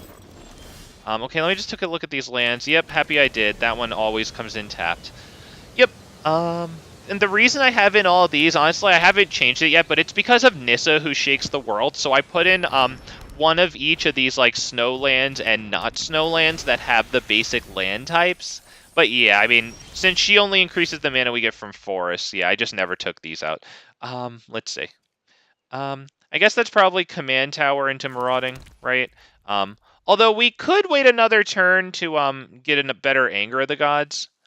Do I do that? No, I might want to start doing my thing.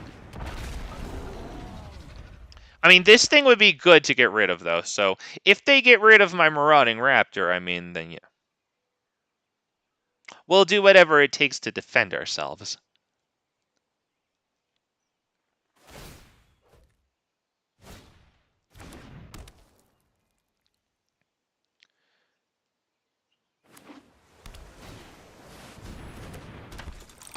Wow, as a matter of fact, at this point, I might want him to, I might have to Anger the Gods this one. Gets rid of this, which is has them with a draw engine right now with the bauble there. And it gets this off the field so that they'll have to cast it for 2 extra mana. Yeah, I think this is a, yeah. So that is, this on, it doesn't matter. I guess we'll do green. We'll attack. They might just take that.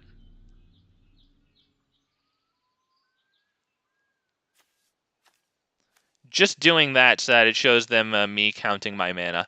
It might have them thinking that I'm doing something. Oh, yes. Yeah, you're absolutely right, Antonio. Yeah, it has to be the Anger of the Gods.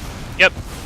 Yeah, dude, I mean, the fact that they're using that bauble for the free draw every turn with that thing, yeah. It actually has me a little mad that I put down the Marauding Raptor, but yeah. Has to be done. There you go, Antonio. Absolutely correct, sir.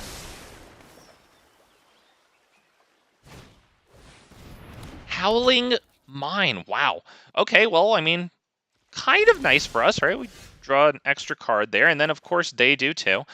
We got this, though. That's really good. Let's see. Do they have, this is activate abilities or triggered abilities? Activate abilities of lands. They don't have any, so this one doesn't really matter as much right now. I'd say that's Goreclaw.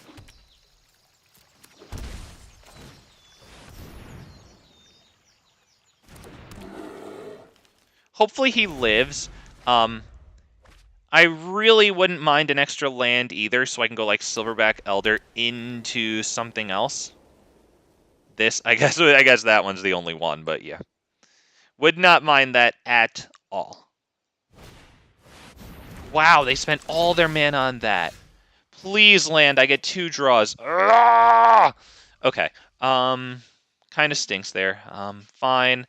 I guess Arcane Signet into this, into attack, right? Probably that, yeah. Oh, I screwed up. I don't have the extra mana. Okay, well, in that case, do I do it into this? Because this helps reduce this guy, but this dorks for 2 next turn, so I think probably that one. Yep, we attack with a Goreclaw there. We hope they don't get too much crazy nonsense off there. So now with this dorking for 2 mana, if this guy survives and Goreclaw, that is Silverback Elder into some decent plays there, I think. I think I'd do that over Gishath.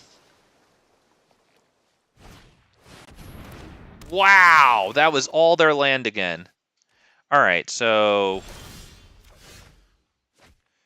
Wow, beautiful. We got that freaking land. Beautiful. Okay, so we're going to do some nice stuff with this guy first, and then Otepec.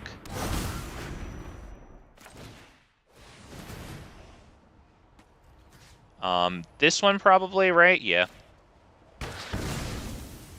Then what? Probably the Howling Mine to deny them some more lands, I think, right? Runic Armasaur. Or to deny them some more draws, sorry. I think that'll go. Yep, feel good about that one. Yep, and now we'll attack with Goreclaw. And we still have Besage because we have a legend on the field here, so its cost is reduced to 1 forest, paid for by the Signet here. We have that open for whatever ungodly monstrosity they might drop on us if we can't deal with it next turn with this. Exile all cards from their hand face down. Then draws that many new cards. Okay, fine, yeah. Is that going to be me, I would imagine? Okay, it's them. Okay, yeah, that's good, that's good. Get some new cards. So maybe we try not to kill that one ever. Because they'll just empty this sack of cards out and then probably kill this. Elder is boss, can take over. Oh, yeah, it's the best chance we have right now, my dude. Absolutely. Oh, no. So now they're going to exile, well, at least that permanent. And then, wow. Wow. Dude did not draw what he wanted. Elder is boss, can take over a game. Yeah, they couldn't beat the boss, man. Gotta try again, man. Game over. Good game. Oh, gosh. I love getting the Silverback Elder against the blue-white decks. That is why I run it in Dinosaurs, in Dragons, if I'm running green, in Joda, even though it's not legendary. Like, because that deck usually kicks my butt, honestly. It's an extremely good deck, so you need something that's, like, broken against it. It's also extremely good here against Go Shintai, where so many of their things are enchantments. You know, we don't have the red, but we have this Dorking for any mana. This, too, I like this one. Sunpetal Grove enters tapped unless we control forest or plains. Oh, good, because we do have a plains. All right, so we do that.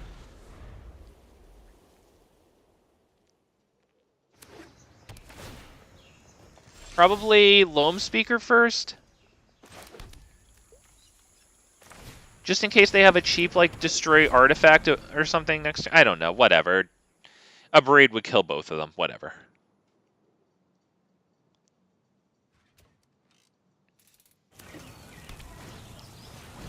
Okay, Mind Stone, they still have 2 mana. Really like Mind Stone. I think that's probably Domri here. It's either Domri or Mind Stone into Ornithopter. I kind of like Domri.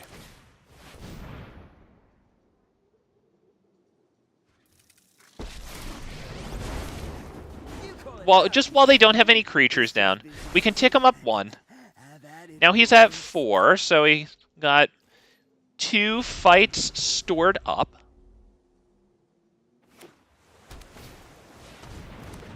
They have black market connections on the field. Wow, okay.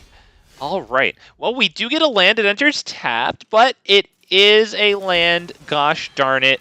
We did it. That, I guess, we'll do Mind Stone into this, or we'll just do this into a... Or... Hang on, sorry. Yeah, I'll just do this into Mind Stone.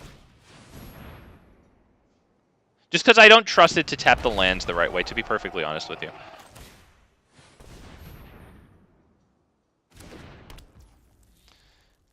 Yep, this, unfortunately, with 2 toughness, will die to a Marauding Raptor there.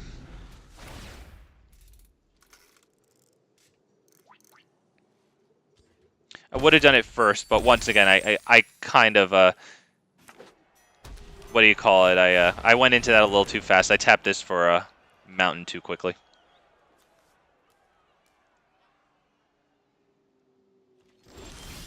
Okay. All right. Let's see. We have 1, 2, 3, 4, 5, 6. I could do Silverback Elder into this and cast it just to get a kill on the like this shrine, I think.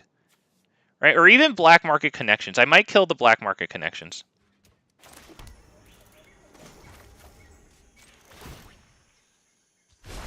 Oh, I'm sorry. Were you doing something?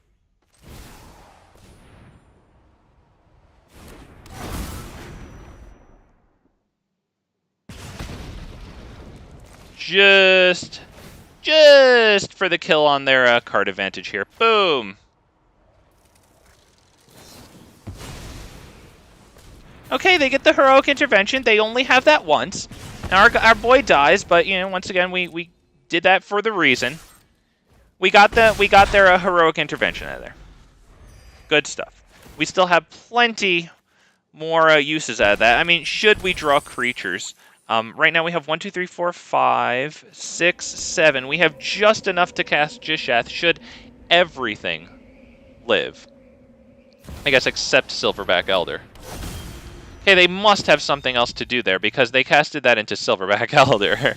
So, yeah. Okay, well, we're going to go Gishath and see what happens.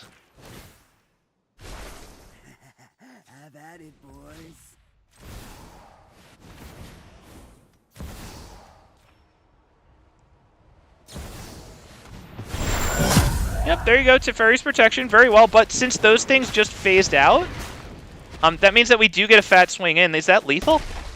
Oh, their life total can't change. Okay, so I don't think...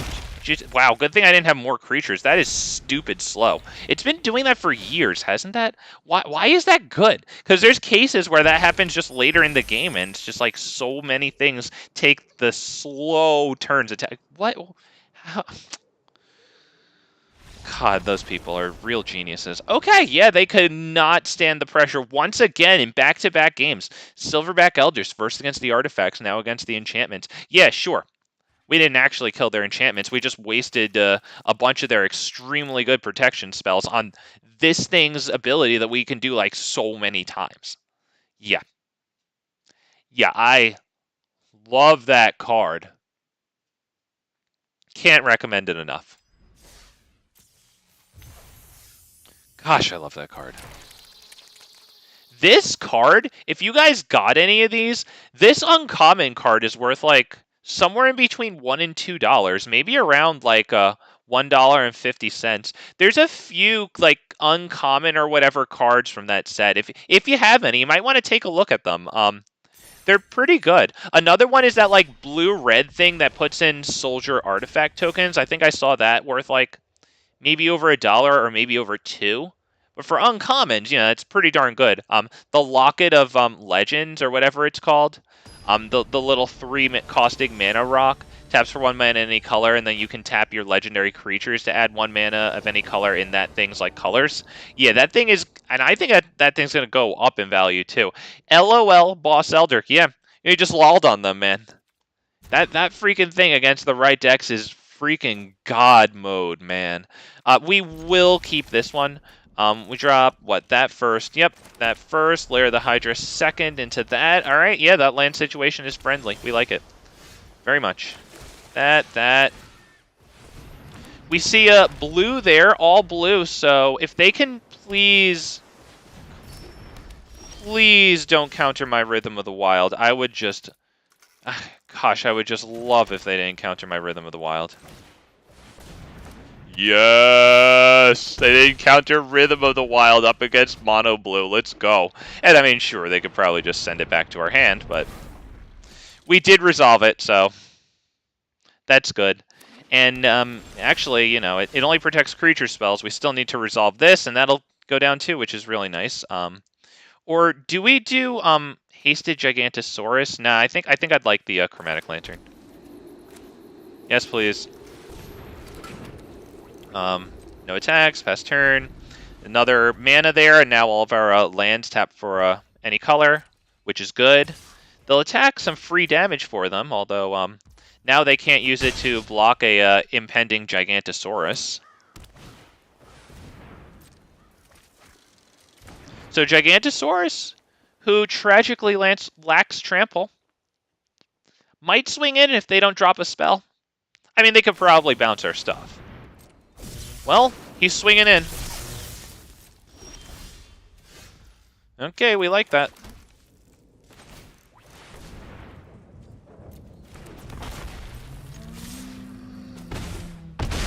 Oh, the fat 10. Got him. That'll teach you to attack with Solemn Simulacrum there. And they want to block with that, of course, because when it dies, you may draw a card. Extremely good value out of that guy. Oh, wow, and they create a token that's a copy of it. Beautiful. Yeah, that's good. All right, we have 1, 2, 3, 4, 5, 6, 7, 8. So we should be able to drop Gishath. We'll use Rhythm of the Wild to give Gishath a +1/+1 counter, since it already has haste. Are you making the same mistake twice, sir? Good boy.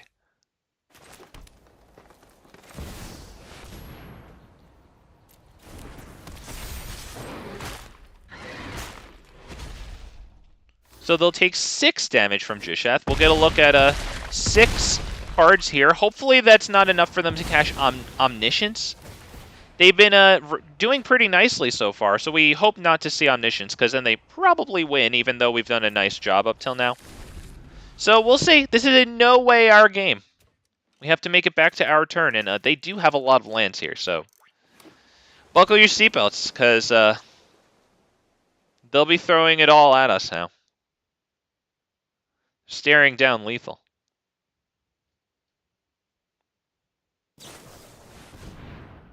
Draw 3. That's 3 of their mana right now, but they get plenty more cards.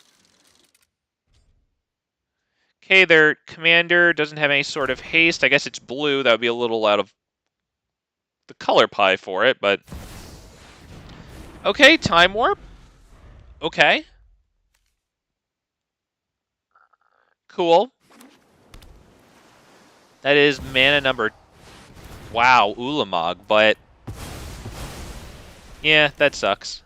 Move commander to command zone. Yeah, can we cast it again? I don't think it matters, though, right? Yeah, it doesn't really matter. We can do this with a +1/+1 counter. I think we can pass turn. Yeah, I mean, it's only going to mill us when it attacks now. We can take 1 attack from it. Well, I mean, we can take 2 attacks from it, but, you know. That is rough. They might not attack with it, knowing that it's, you know, their best bet to keep it on defense. This is not looking too good. Zatalpa would be extremely good. Wow. All right, yeah, this is looking like a good game at this point. They have to take their extra turn, attack for only 10 now, only 10 the next time. So we'll just save everyone the trouble there. Damn, good game. Yeah. I was right to not be sure about that one, and I would assume a lot of you were too. That's yeah, that's a blue deck with a lot of land there, a lot of cards in hand, and apparently the right cards in hand. All sorts of extra turns there. Damn. Karn's Temporal Sundering, since it's a legendary spell, and it's only rare. It's not even mythic. Oh, thank the heavens! So eventually that'll wind its way into Joda somehow. Really like that all those legendary like sorceries, I think they all were from Dominaria. Really nice to see those seeing use in the Joda. Okay, yeah, this is unfortunately not it. If only we had the Source of Green. We do not, so we can't get into the Cultivate, which is really what that hand needs to do. This is... Huh. This is interesting. I do have this and this. We're up against Gwenna, though, so it's going to be brutal. They're going to come at us fast and hard. Is this enough? You know, let's give it a freaking try.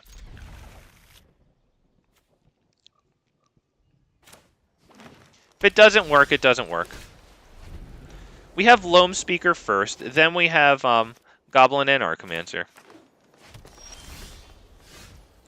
Alright, so put that on green. Loamspeaker. I guess they'll just go straight into their commander there. Alright, very well. They're waiting to... They have some sort of instant or sorcery, be it a Tamiyo's Heroic Intervention or who knows. Although they don't have a creature out, so maybe it was Heroic Intervention over Tamiyo's. What do we do with that? Probably drop this guy, right? Yeah, so why don't we put this down, I guess. Yep, and then just this. Because that brings us into a... Do we do this handsome fellow next turn, or do... Or do we do Rhythm of the Wild first? Because, maybe this, because, that would bring up the capacity to do Rhythm of the Wild into Galta the turn after that. Although, now that they have this on the field, yeah, this is going to be pretty rough. Dinosaur, we might have to do this guy just so that they maybe think about attacking.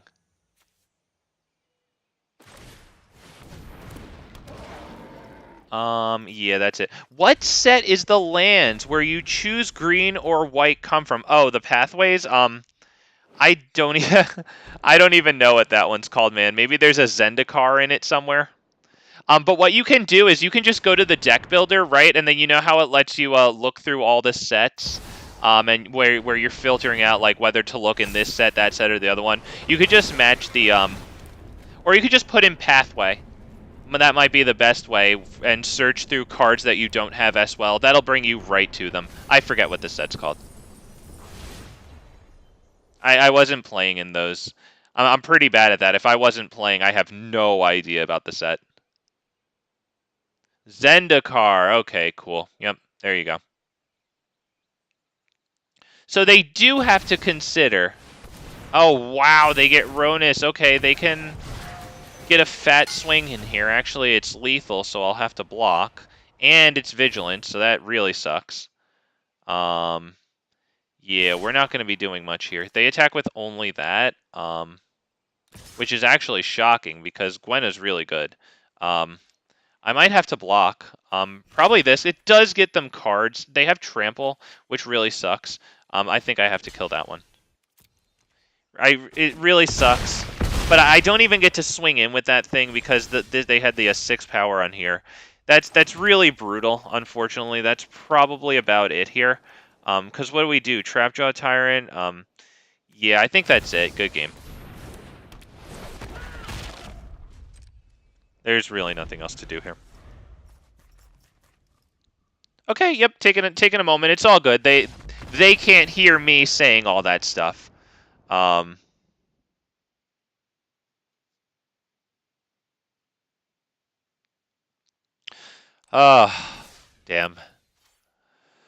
Would have been nice to go first. I wonder if that would have changed that one. Because they had a slow start too, but then they got right into what they wanted after Gwenna. It did take us a moment there to do anything of worth. We're up against Shrines again. Okay. I go first, but I don't have anything to get me quicker into this or this, which really sucks. We have to mulligan that. It's that Oracle makes hands look so nice, but no. Huh. I don't know. I might have to mulligan this too. It sucks because I'm mulliganing a lot here, and now I'm going first too. I guess I'll mulligan again. Fine, keep 5, drop this, drop maybe that. Is that right? Maybe I keep the Death Gorge Scavenger?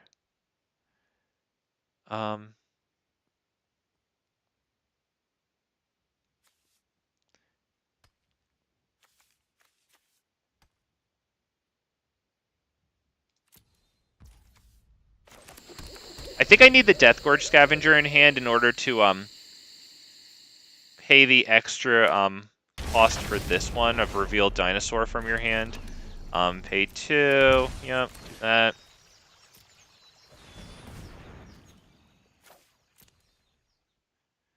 I could probably get another white, I think. We have double green. That's good. I think there's maybe a little more double white cost in this deck than double reds.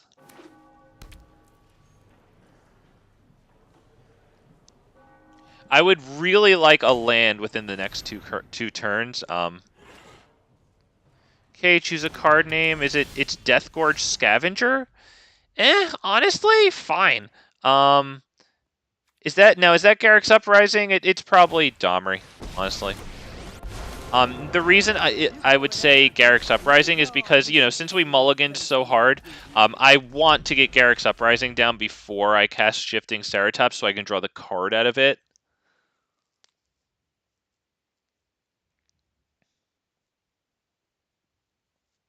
Yeah. Right? So, there they go with their first shrine there. Deals damage to any target equal to a number of shrines. That sucks. Although it'll only be 1 so far to Domri, which is, I guess, fine. Better than 2. So that, we're actually doing Garrick's Uprising here. Drop this, pass, yes, there you go, pass turn. Okay, they deal that damage to Domri. That sucks, but at least Domri's going to soak up 1 or 2 more turns of that damage for us. While we, use Shifting Ceratops, put it on the field for this. Okay, that sucks. But the good news is that we can drop Shifting Ceratops and fight it against this with Domri. So that's going to be a really valuable turn for us.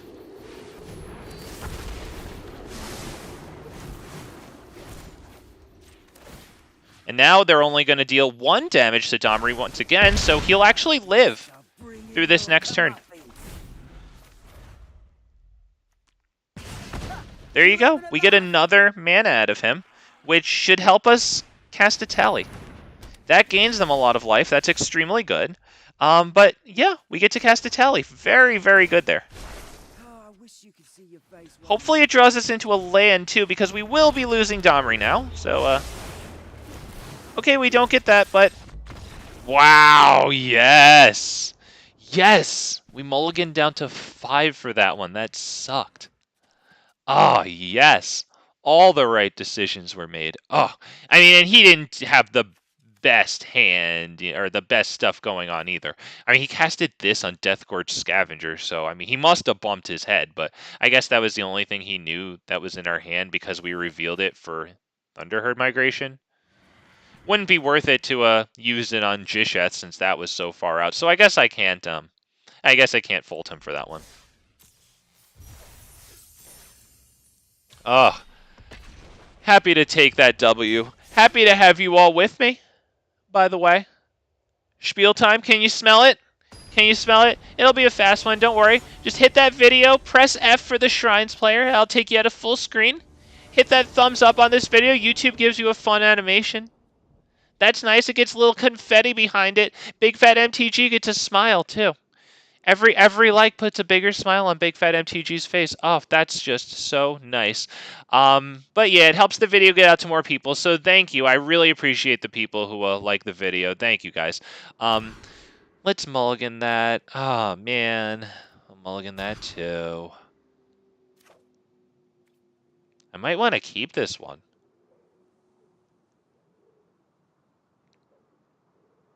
It's not very good, but I might want to keep it. Get rid of maybe the Regisaur Alpha. So this first. Okay, then we get a nice scry out of this, which isn't terrible. We'll scry away anything that isn't a land. That is a land. It's not the land that we need, but it is a land. So we can pass turn now, because this does, for 1 and tapping it, add 1 mana of any color. So we'll tap all of our mana, and we'll be able to bring down this guy. All things considered, at least we got a 3rd land there.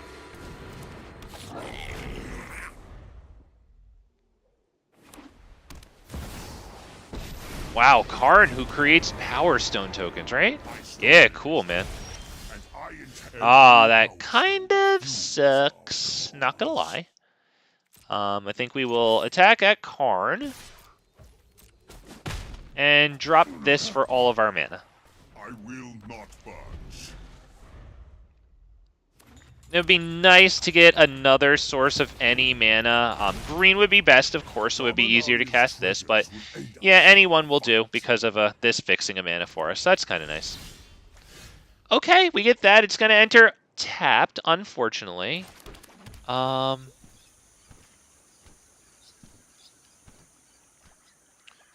I just missed how they got a copy of that thing there. I missed exactly what the hell happened there. Okay, whatever. That kind of... We need to do something about that, though. Right? Because if we don't kill them, then they're going to get Kozilek out. As a matter of fact, let's swing in right now to this. Because that'll force a block on them, which is pretty good. They're going to be smart and do that. I think that this is a good time to hit Heroic Intervention.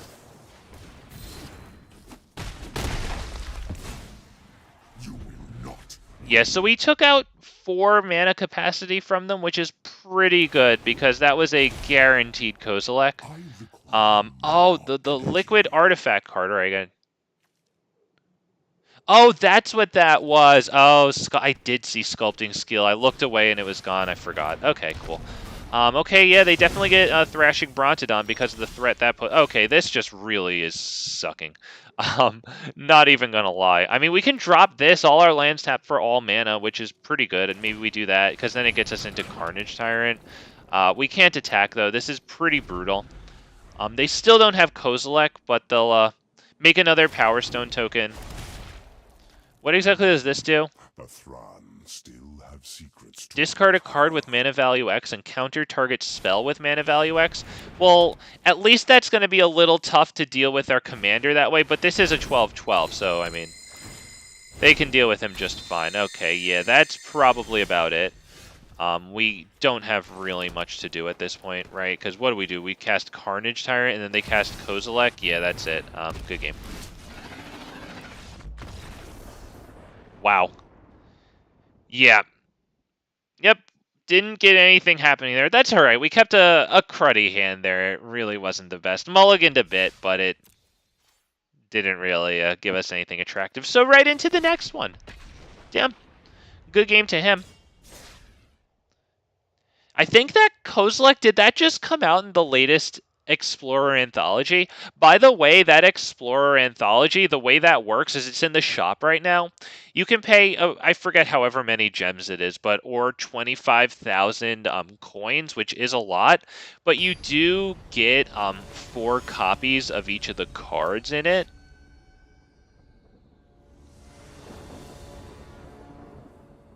There's some nice cards. There's definitely some, actually not nice cards, like really good cards. Like Nykthos just came out, the land that taps 2 and tap it, and you add any color equal to your devotion to that color, that amount of mana, which is really good. There's some filler in it too, because these people are scumbags. So they are going to string you along with filler, like uncommons and shit, and you're still spending beyond top dollar for that. But there's great cards in there too. Damn. You know what? I think I'm going to keep this because we do have the Mirari's Wake.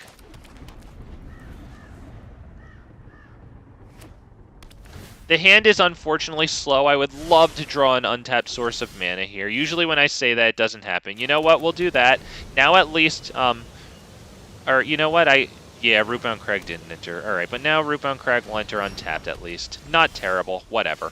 We'll do this. Probably the Celestis, just tap out a little further for it, right? Yeah.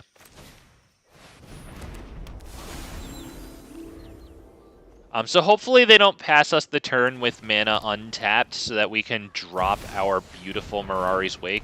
Alright, they have us discard a card. That sucks. We'll drop that, I think. Because Mirari's Wake, is that the right thing to do? I think so.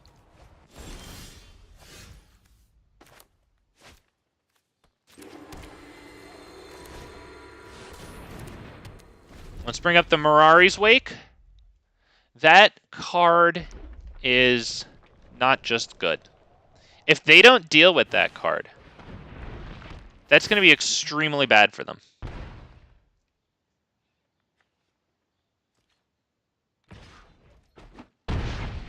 Okay, they have 3 mana open, so they can definitely counter stuff.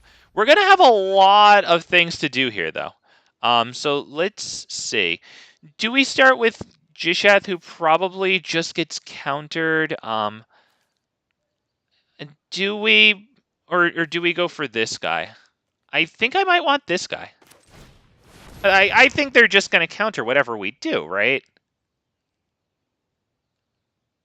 Yeah, pretty freaking obvious there. Hey, you guys, your commander! Yeah, pretty obvious what happened there. I'm sure it'll lead a kill spell, but actually they had 3 mana and they passed turn to themselves, so interesting there. They attack. Is that a board wipe? Did any of these tap for mana? No. All right. Well, they're okay. This is a further thing that we can tap for more land. Why don't we do the Savage Stomp on that and see what they do? Because I know that they would like to turn this over for the Planeswalker next turn. They have 5 mana here and this. Conceivably, they have a 6th in their hand. We have to assume that.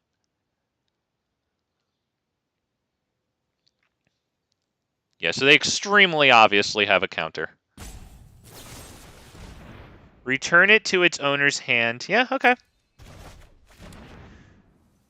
So we don't get the fight, but it looks like we'll probably resolve this guy. Maybe not.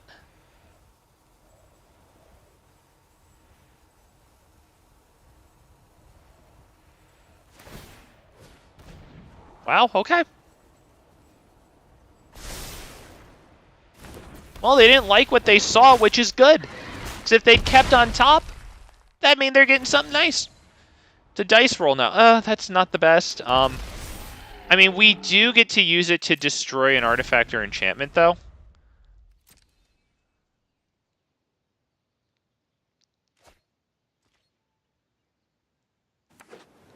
Okay, so they are, in fact, going to flip over into the Planeswalker. The good news is that we have enough mana to cast Gishath from the command zone again next turn, even if they do that. We have the capacity for a 2, 4, 6, 8, 10, and then 11. Okay, so they kill that. That's annoying. Move commander to command zone, yeah. I'm keeping the Thrashing Brontodon out as much as possible until I have to sacrifice it, because it is still 4 power. Wow, they actually attack with that. All right. Yeah, go for it, dude. All right.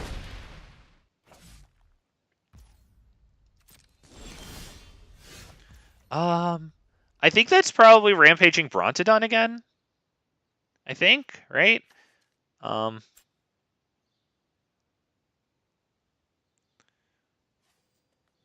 Wait, hang on. 1, 2, 3, 4, 5, 6. Then, right? Yes, okay, so start with this. Just so that I can then tap this for green and bring in this thing after. Because it keeps tapping this instead, or it keeps tapping this instead and leaving this untapped, so I haven't been able to play this. I've been a little lazy with the auto tapper there. So, maybe I should keep this open, honestly. Maybe we just swing in with the Thrashing Brontodon.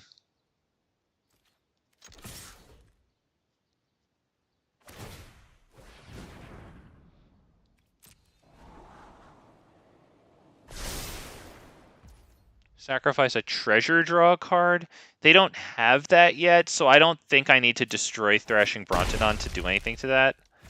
Yeah, I think we'll pass turn there. Besides, I actually need this and this, both of my sources of mana, in order to sacrifice Thrashing Brontodon, but like also to play this. So yeah. So they will get to do that. That is annoying, but we do have protection for this guy, which is nice because we have 5 mana. So when we swing with him, that is a 13/13 trampling.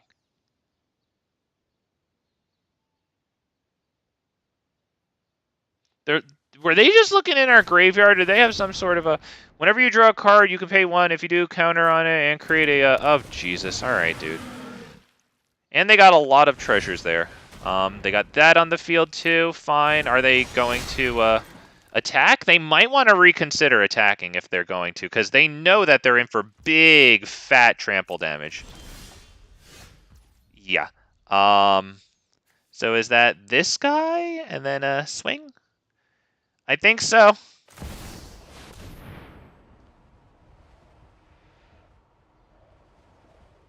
Looks like he might get countered. I don't have too much else to do. Unfortunately, not drawing a land there does suck.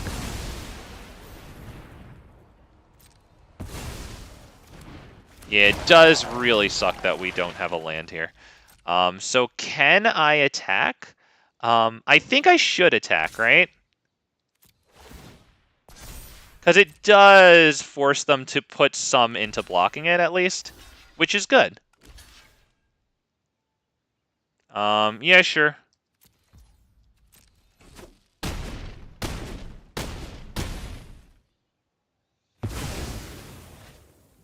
Okay, and this one can't block, so that's why they didn't. Yep, okay. All right.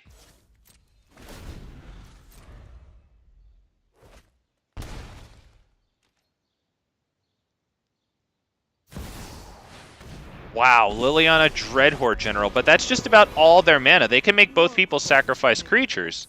But yeah, we'll sacrifice this. We might as well. It's gonna die anyway. We'll kill that.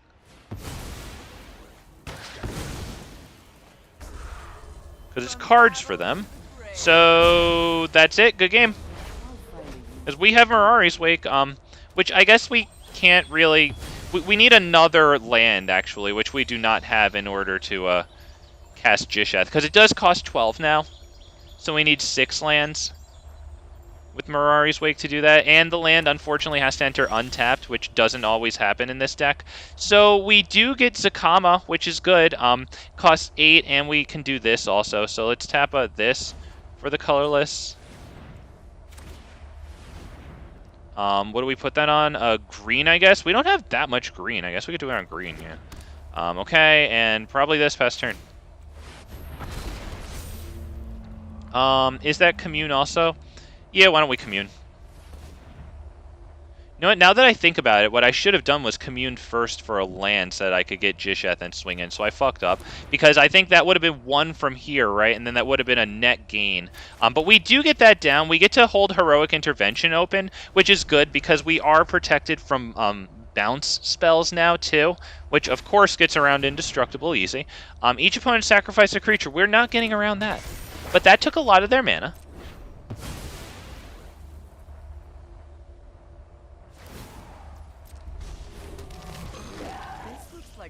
We can still get 6 power from Gishath through to them.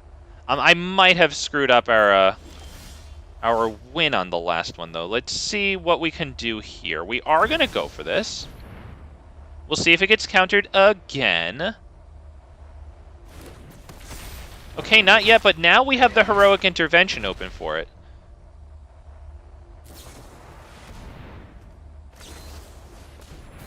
Oh, there it is. Goodbye.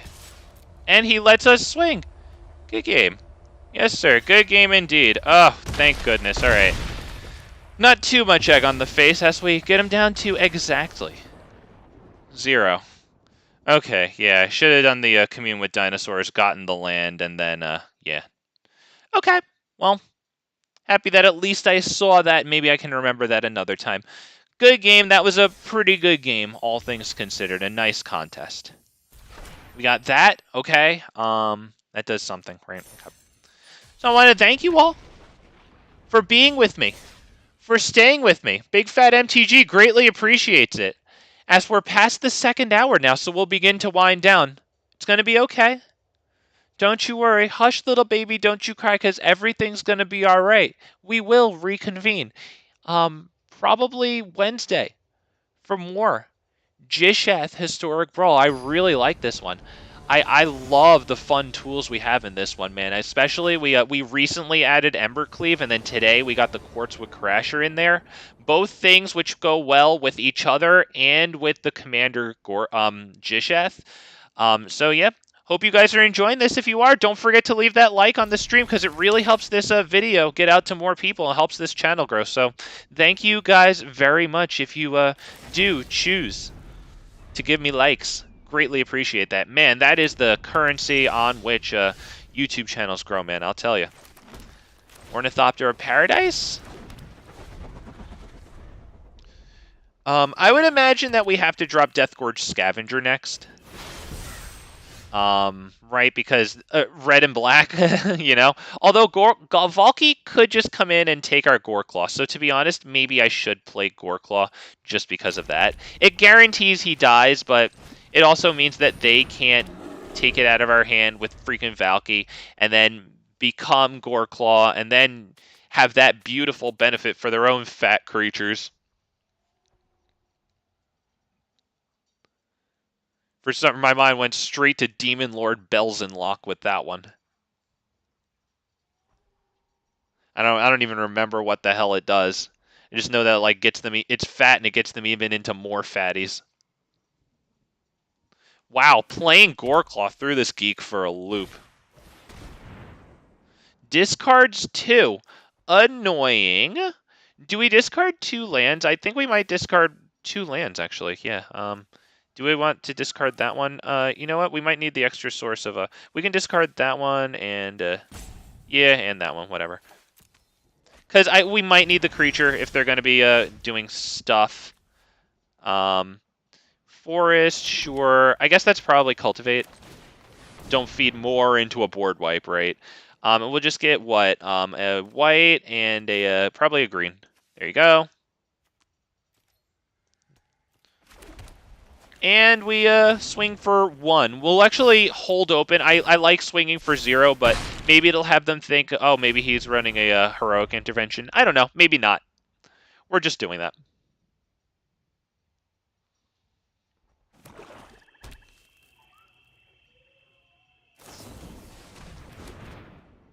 Okay, he's using 2 cards to get rid of Goreclaw. That's good. Okay, so he meat hooks for...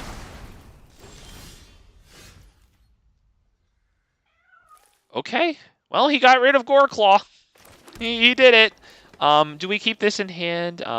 It helps us get into Gishath next turn. I think we play it. And now I will swing for 0. I'm not putting this down because, you know, if they, like, kill stuff on the field, I'd like to have it in hand. We get another wipe, maybe. I don't know. Although, I mean, after that last turn, they probably don't have the wipe in hand, but...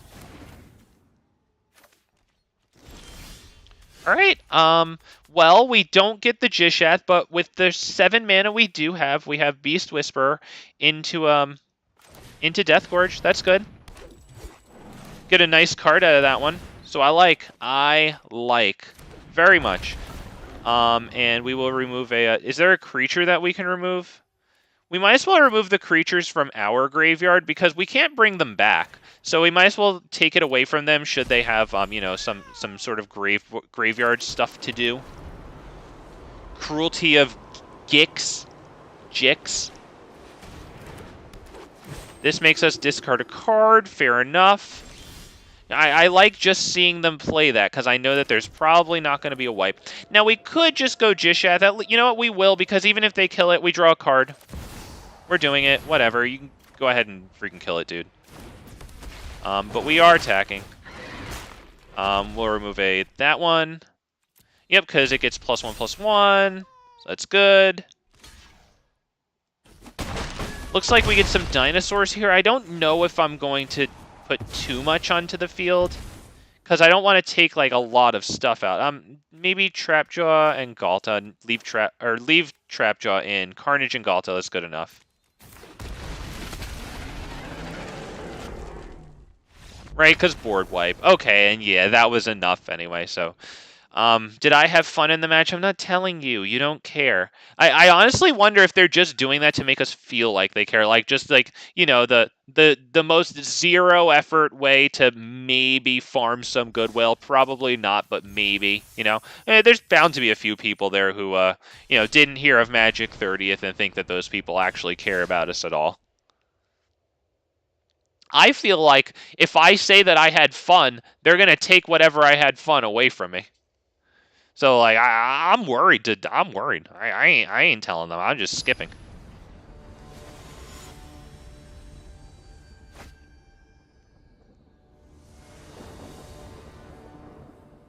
We're up against the Yargle Avatar. One of the better ones. God, I love that avatar. It's so funny. Unfortunately, though, with 2 lands coming in tapped and this, and we go second, I don't think this is good enough. Damn it, that's not good. Alright, and so begins the... You know what, I'm keeping it just because we're at 6 now. That kind of stinks. We'll drop this thing.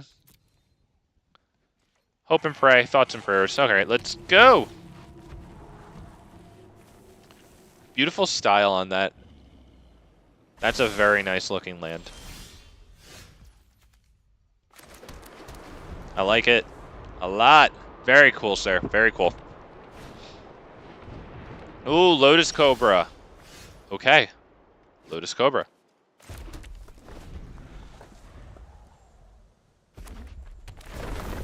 Yep, and that's enough for their commander there. Should they choose it? And they do! Okay. You're gonna hurt when this is through. Now that seems like it's just a Chromatic Lantern here, because leaving this out as a sitting duck when I can't even do Savage Stomp afterwards, and I guess Savage Stomp only costs 1 if we use it with a dinosaur. Normally it costs 3, that's expensive, so that ain't gonna happen anyway there. I would say coming up it's probably Augur of Autumn. Okay, we've got to get rid of that Lotus Cobra somehow. I guess we do Augur of Autumn, hope for the land off the top here. Pretty please. Oh, yes, thank you. Yep, that's it.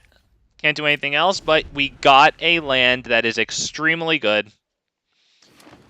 If we get another land, we could do Quartzwood Crasher and Savage Stomp it against their Lotus Cobra, which would, or whatever has the most devotion to green at that point, to, like, make this not a creature also.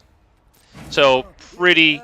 Oh, as a matter of fact, I wasn't even looking. Okay, yeah, we get the Stomping Ground on top. Very nice. Please don't make me shuffle my library. God, they have a freaking Elder Gargaroth on the field. You know what? Quartzwood Crasher will win that fight with the Savage Stomp here. So I'm actually not as worried about that as I need to be. And it'll bring their devotion down to a 5 there. So it sucks that they get a fat attack here. That really sucks. Really sucks.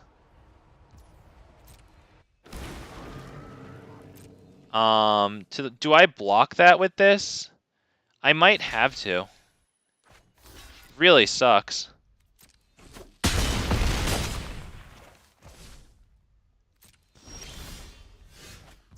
Yeah, that really sucks, and we have to pay some precious life, which is difficult. But we have no choice.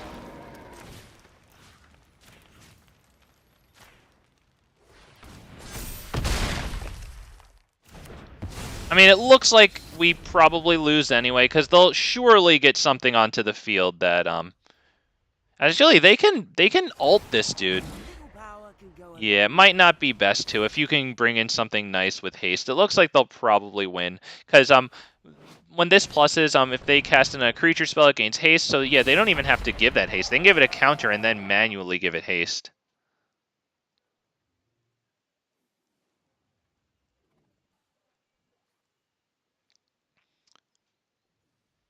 Okay, dude. I mean, that's a good game. I don't think we can do anything here, right? 1, 2, 3. Yeah, we can't do anything because, yeah, that's just a... Yeah, because all we'll do is block this and then take a whole lot of damage. Good game.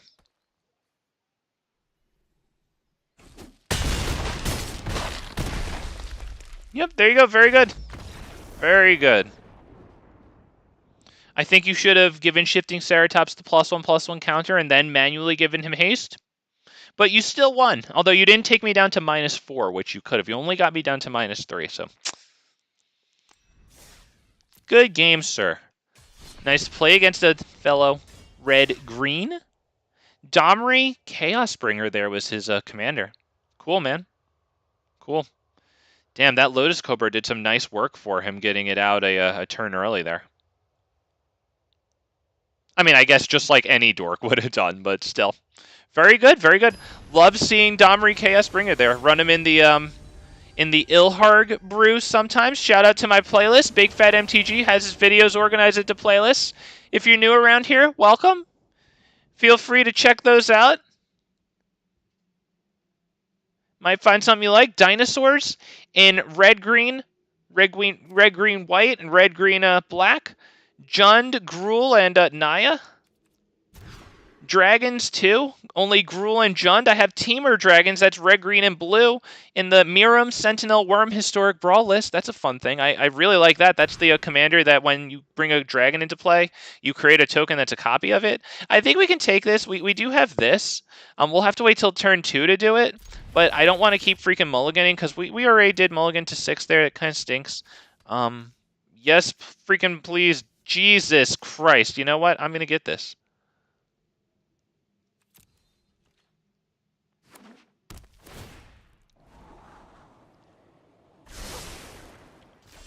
So do we even do turn 1 this? Because eventually it just gets wiped by this. I don't even think we do that. I think we just drop this one on Dinosaurs and then wait a couple of turns to do that. Plus, the only attraction that it has right now is not even Not even that it's a 1/1, because it's a 1/1 that can tutor us. But right now, we would at the beginning of our upkeep, you can reveal a dino. If you do, you gain 2 life. Blah blah. I don't know if I want to do that right now. I don't know if I want this scry right now either. I think I'll wait. We'll do this Mind Stone Pass. We are up against Go Shintai, going a little slow. We do have the Forerunner of the Empire to wipe out all their 1/1 shrines. I think I want, to the point that's so powerful and important against shrines, I think I might drop Oracle of Moldiah before him. Let's start with this now. See what we get. That, but I can't cast the Oracle of Moldiah. I think I'm going to do I scry that away? Yeah, let's scry that away for now. I think I'll do Commune.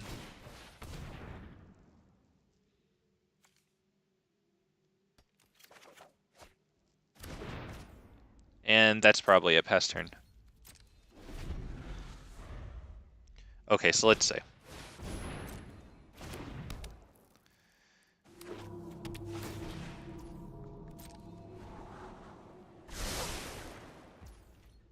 Okay, past turn. Yep.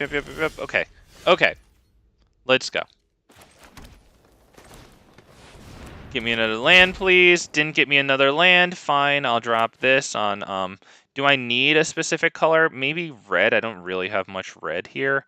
I have enough for Selvala here.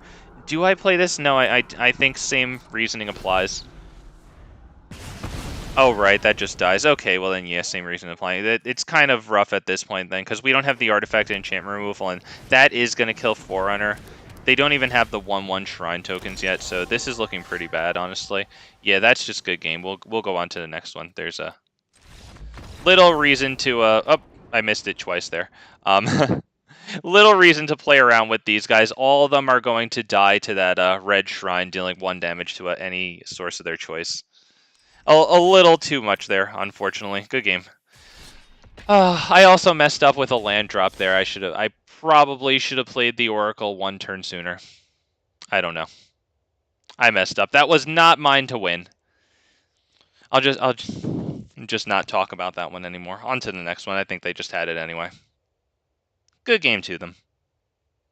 And that one particular shrine that deals the 1 damage to, like, any target, that's so good.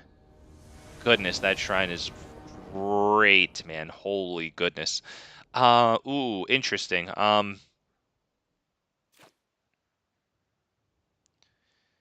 Damn. What exactly is this doing? Let's just try it, honestly. Let's just try it. We don't have turn 1 Llanowar Elf. That kind of stinks, especially since we're not even going first. Okay, now we do have turn 1 Llanowar Elf. I mean, that is pretty good. We'll play it now. It might just get nuked by red, but if it manages to survive, we can go Domri Chaosbringer, which is really nice. I mean, we could even go Domri Chaosbringer and then cast a Commune with Dinosaurs after that. That's pretty cool. So hopefully this dude doesn't get countered. Okay, well, it doesn't look like it's getting countered because that's only red mana they have up, so that's pretty cool. Yeah, we'll use this for Commune with Dinosaurs here. See what we get. What's that? Something smells rotten. Wait, that Okay, take a look. Yeah, I like Topiary Stomper a whole heck of a lot there. Very, very nice there. Very good. Gets another body onto the field. It gets a mana onto the field. And we can use Domri to make it so that he can't get countered. I think we'll do, let's see. We won't answer to other guilds. Okay, we'll just do that. Yes, that, yes, thank you. Okay, sorry,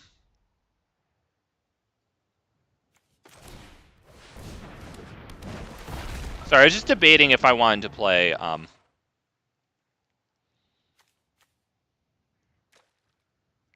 anything else there. So we get that one down.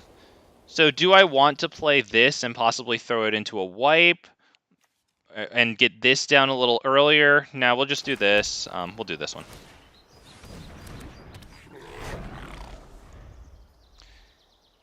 The only benefit was just, you know, dropping this tapped land and then this untapped next turn, having a little bit more mana next turn. And yeah, that does get us Anger of the Gods. Did Fair enough. Okay, so we can drop maybe this one first, just in case we need it next turn.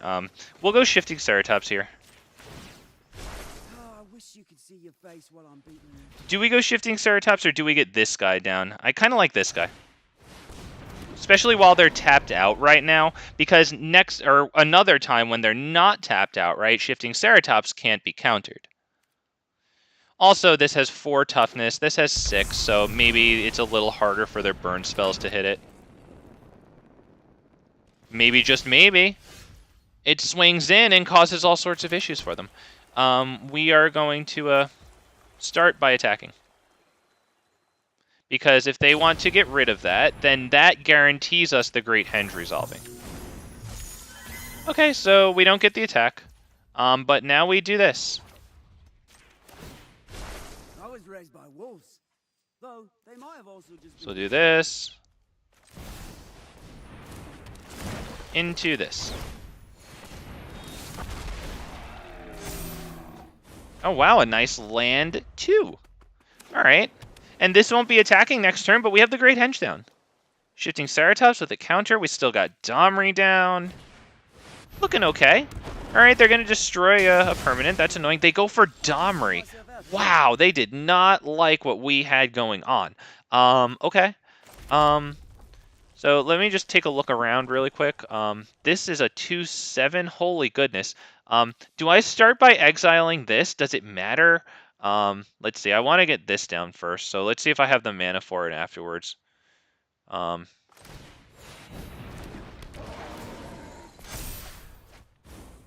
I don't have the mana, but I do have that, which is actually pretty darn good. I wish I had gotten that first, but yeah, nevertheless, that's how it is. We get to attack with both of those, which is really freaking nice that we got the land there. They're checking that out. They just saw that it has trample, so now it's probably not worth it to block shifting. Yeah, they block Topiary. Okay, good play. Saves us a land too. Whatever. Not like we really need it, but yep. We still have the Great Henge. We have Rhythm of the Wild protecting us against counters, making our creatures a little bit stronger too. So that way we can deal with the burn spells in red maybe. They used all of their mana for that. All of it. Dinosaur, we will be bringing Gishath out. It's going to have 2 +1/+1 counters here. 1 from Great Henge, 1 from Rhythm of the Wild. Oh, that is just lovely. And we will be attacking with, you know what, everything. That might just be it. They can't block shifting. They do block that. That's fine. We get a huge swing. Wow. Wow. Oh, yes.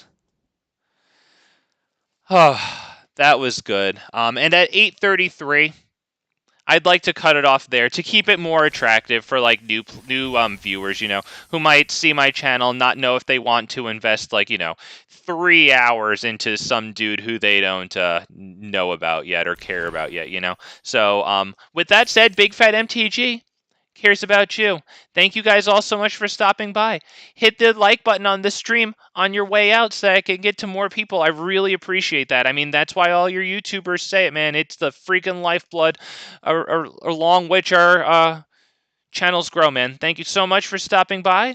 We'll see you the next time with more Gishath Historic Brawl Wednesday, 6 p.m. Big Fat MTG stream. Make sure you're there because we play cool shit, man. Gosh, I love this Gishath stuff. Have a good night, guys. I'm happy to get that win at the end for you.